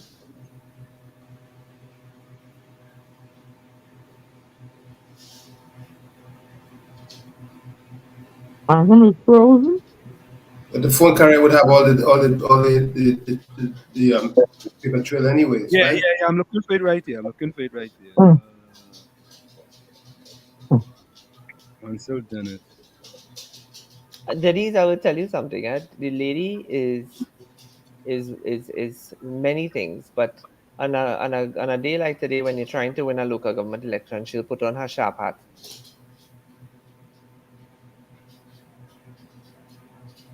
Because now she's believing that she has legitimacy now, and she's the only other option that is available, not knowing that, This country needs a whole catharsis when it comes to politics. Hmm. I thought she ripped up something. What did she rip up? The procurement legislation, the bill to amend the Procurement Act. Oh, But let me tell you about that, because I was also asked about that. I didn't agree with it. Why? Because it's a simple thing. Everybody said that the Procurement Act was a little bit draconian because you want to weed out corruption. That's all good and fair and good. But under the public service regulations, as it stands today, mm-hmm. when you are procuring for goods and services up to $1 million, you don't have to go to cabinet for cabinet approval. You do the three-code system. You have them write the note to the permanent secretary on the file, and you send it to the permanent secretary with your justification as to who you choose and why. And then the permanent secretary then signs off on it, and that stops there. So it doesn't go to a minister or anything of that sort. A minister doesn't have a say in procurement as it pertains to goods and services up to $1 million, right? So the ease of doing business, and I made this point, is that not every single businessman or business owner or small business in Trinidad and Tobago is going to be doing business with the government on a regular basis. So, for example, they may choose who they want for catering depending on the type of observance that they have in. One. Two, they may choose a person, a big caterer, if they have meetings taking place. If you have a business and you're making under $1 million per month, or let's just say every other month or every occasion, or as the case may be, let's just say for catering purposes, you don't necessarily have to be registered with the government as a vendor unless it is that you are becoming a regular vendor. So let's just say for 3 months consecutively, you have been on the payroll and you've been within the system for more than one ministry, more than one public entity. Then yes, you can be you could be asked to submit your documents to be registered as a vendor to the government. So I see that as being reasonable. However, Prasad Bisesa disagrees and says no, that opens up the can of worms as it pertains to you can bring in your friends and them kind of thing into the mix and your finances. The biggest mistake is this: no contractor, no big contractor, no financier of the government wants any contract for under $1 million. That's right. And therefore, it is the small businesses that looking to survive and get their foot inside and get an opportunity are the ones that are going to grab for something that they could spend money on and then see a profit. For let's just say if they're procuring for food for 25,000, for 50,000, as the case may be. Printing and advertising is a big thing in communication. So let's just say a printer makes $75,000 for printing a document or printing some kind of like, for example, where the ministry wants to put out paraphernalia on non-communicable diseases and whatnot. Those things are small contractors. Those are the ones who are trying to make a name for themselves and establish themselves. They are sometimes very small and micro enterprises that are now up and coming. And that is the role of the government, to support those businesses.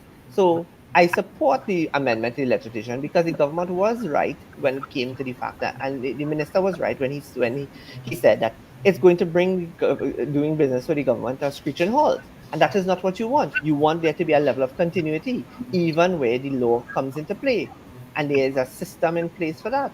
So I don't understand why she opposed. This is one time I disagreed with her again, that it was no need to oppose for opposing sake. At the end of the day, your people as well are trying to get work from the government, and this is an opportunity for the small man to get opportunity.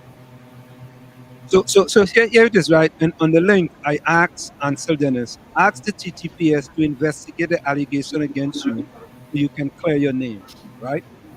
So he actually responded. He responded and he stated, well, read what he stated. He stated, Assembly Bond, I don't know there were allegations against me that require police investigations. Care to share? I said, Ansel Dennis, the allegation was made in the THA. All those should be investigated and clear your name. Isn't that what you're looking for? And then he went silent. Because you hit the nail on the head. That's exactly what anybody would be looking for. That is why this is why Morris said, "Let the chips fall where they may." And that, for me, the way I see it, Morris was a very angry man yesterday, and not angry. And I also said that he's in his right to be angry because you fought in the trenches and you won your seat against the backdrop of a whole losing slate, and you might be very fresh. I said also that these two fellas are young. They are the youngest office holders in the country. They're, one is one on one hand, you have the PNM conspiring to undermine the administration in the, the legally elected administration in Tobago. That's one. And two, then you have the the PNM undermining themselves because what is Ansel Dennis? Does Ansel Dennis really think that he has a chance at becoming chief secretary in 4 years' time? The answer to that is no. They've had a taste of you already. They've rejected you. They're not coming back there. And if, as long as they believe that Kelvin Morris is just a puppet on a stick, which is what would have happened yesterday, right? Everybody who have doubts on Kelvin Morris's ability would have now said yesterday, but you just got manhandled by a bunch of seniors and you don't know. So you got railroaded in your own party, and you are the one in the trenches. You are the one that holding the PNM flag and holding it up to give it some credibility. And then what happens? This happens, and you get mud slapped across your face in the public. I would be an angry person if I was him as well. But in no way was I going to defend anything that I didn't know about. So I would have stopped at let the chips fall where they may, because he went on and on and on and on and on and talking about Farley this, Farley that, Augustine this, Augustine that. Yet he thought him and Farley were friends because they went to school together. Yes, people could go to school together, but if you are on the different political sides and you don't, as much as you were doing to go to school together or may have a friendship at some point in time, if they don't believe that they can have confidence in what they have going to say to you, will stay with you, and you're going to go running back to the house and tell your people, then they wouldn't trust you with information as sensitive as that. So I don't understand what was the meaning of that of that statement and the purpose for which it was even said, because it has been divide and conquer from the minute they walked into office, and they've been adversarial the very same way it is in the Red House. So I don't understand. If we do have a relationship to be civil to be civil in a chamber, why you think I'm going to give you information that is confidential? And then you snap and say, "You thought we were friends?" So Dr. Man, we're gonna leave it there for the night. We thank you for joining us so on short notice. No problem. Mohammed, thank you so very much. Not a problem. Not a problem at all. All right. Take care. All righty. Take care. There it is. Whoop, there it is. There you have it. Whoops, there it is. So, folks, in the chat, please put closing comments. We're running kind of late. There it is, folks. So, I think there are more questions than answers. You know? Yeah. So, here's my closing comment. But never a dull day in Trinidad and Tobago. Never a dull day in the land. So here's my life is so short, spend it with friends who make you laugh and feel love. From where I sit, this is it. The clock on the wall, so that's all I like to say what I've got to. Remember, hard work beats talent. When talent does not work hard, and for every 60 seconds of you lose 1 minute of happiness. See you. Same WZYE time, same WZYE channel. Go ahead, Yeah, my first quote is by Judy Collins. It says, always be a first-rate version of yourself instead of a second-rate version of somebody else. Also, like I always say, the change. If you don't like what you see, don't blame the mirror. Never look down on a person unless you're giving them a hand up. Love you all. See you next time. Good night. Thank you, Tony. You're welcome.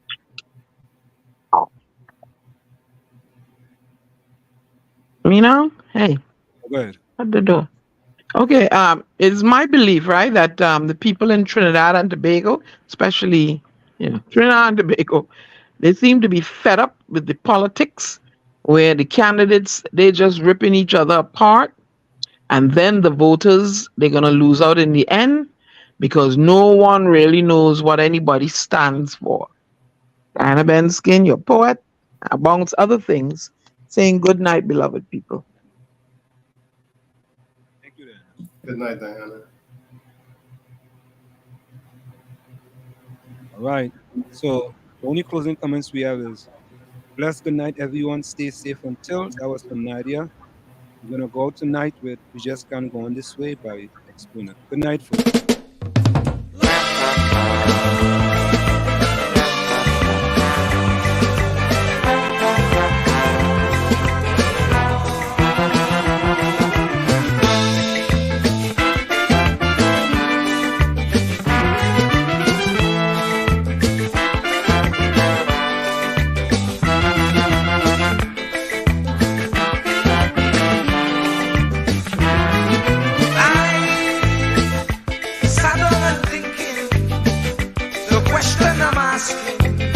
Is Pharaoh still existing? As he before, resembling an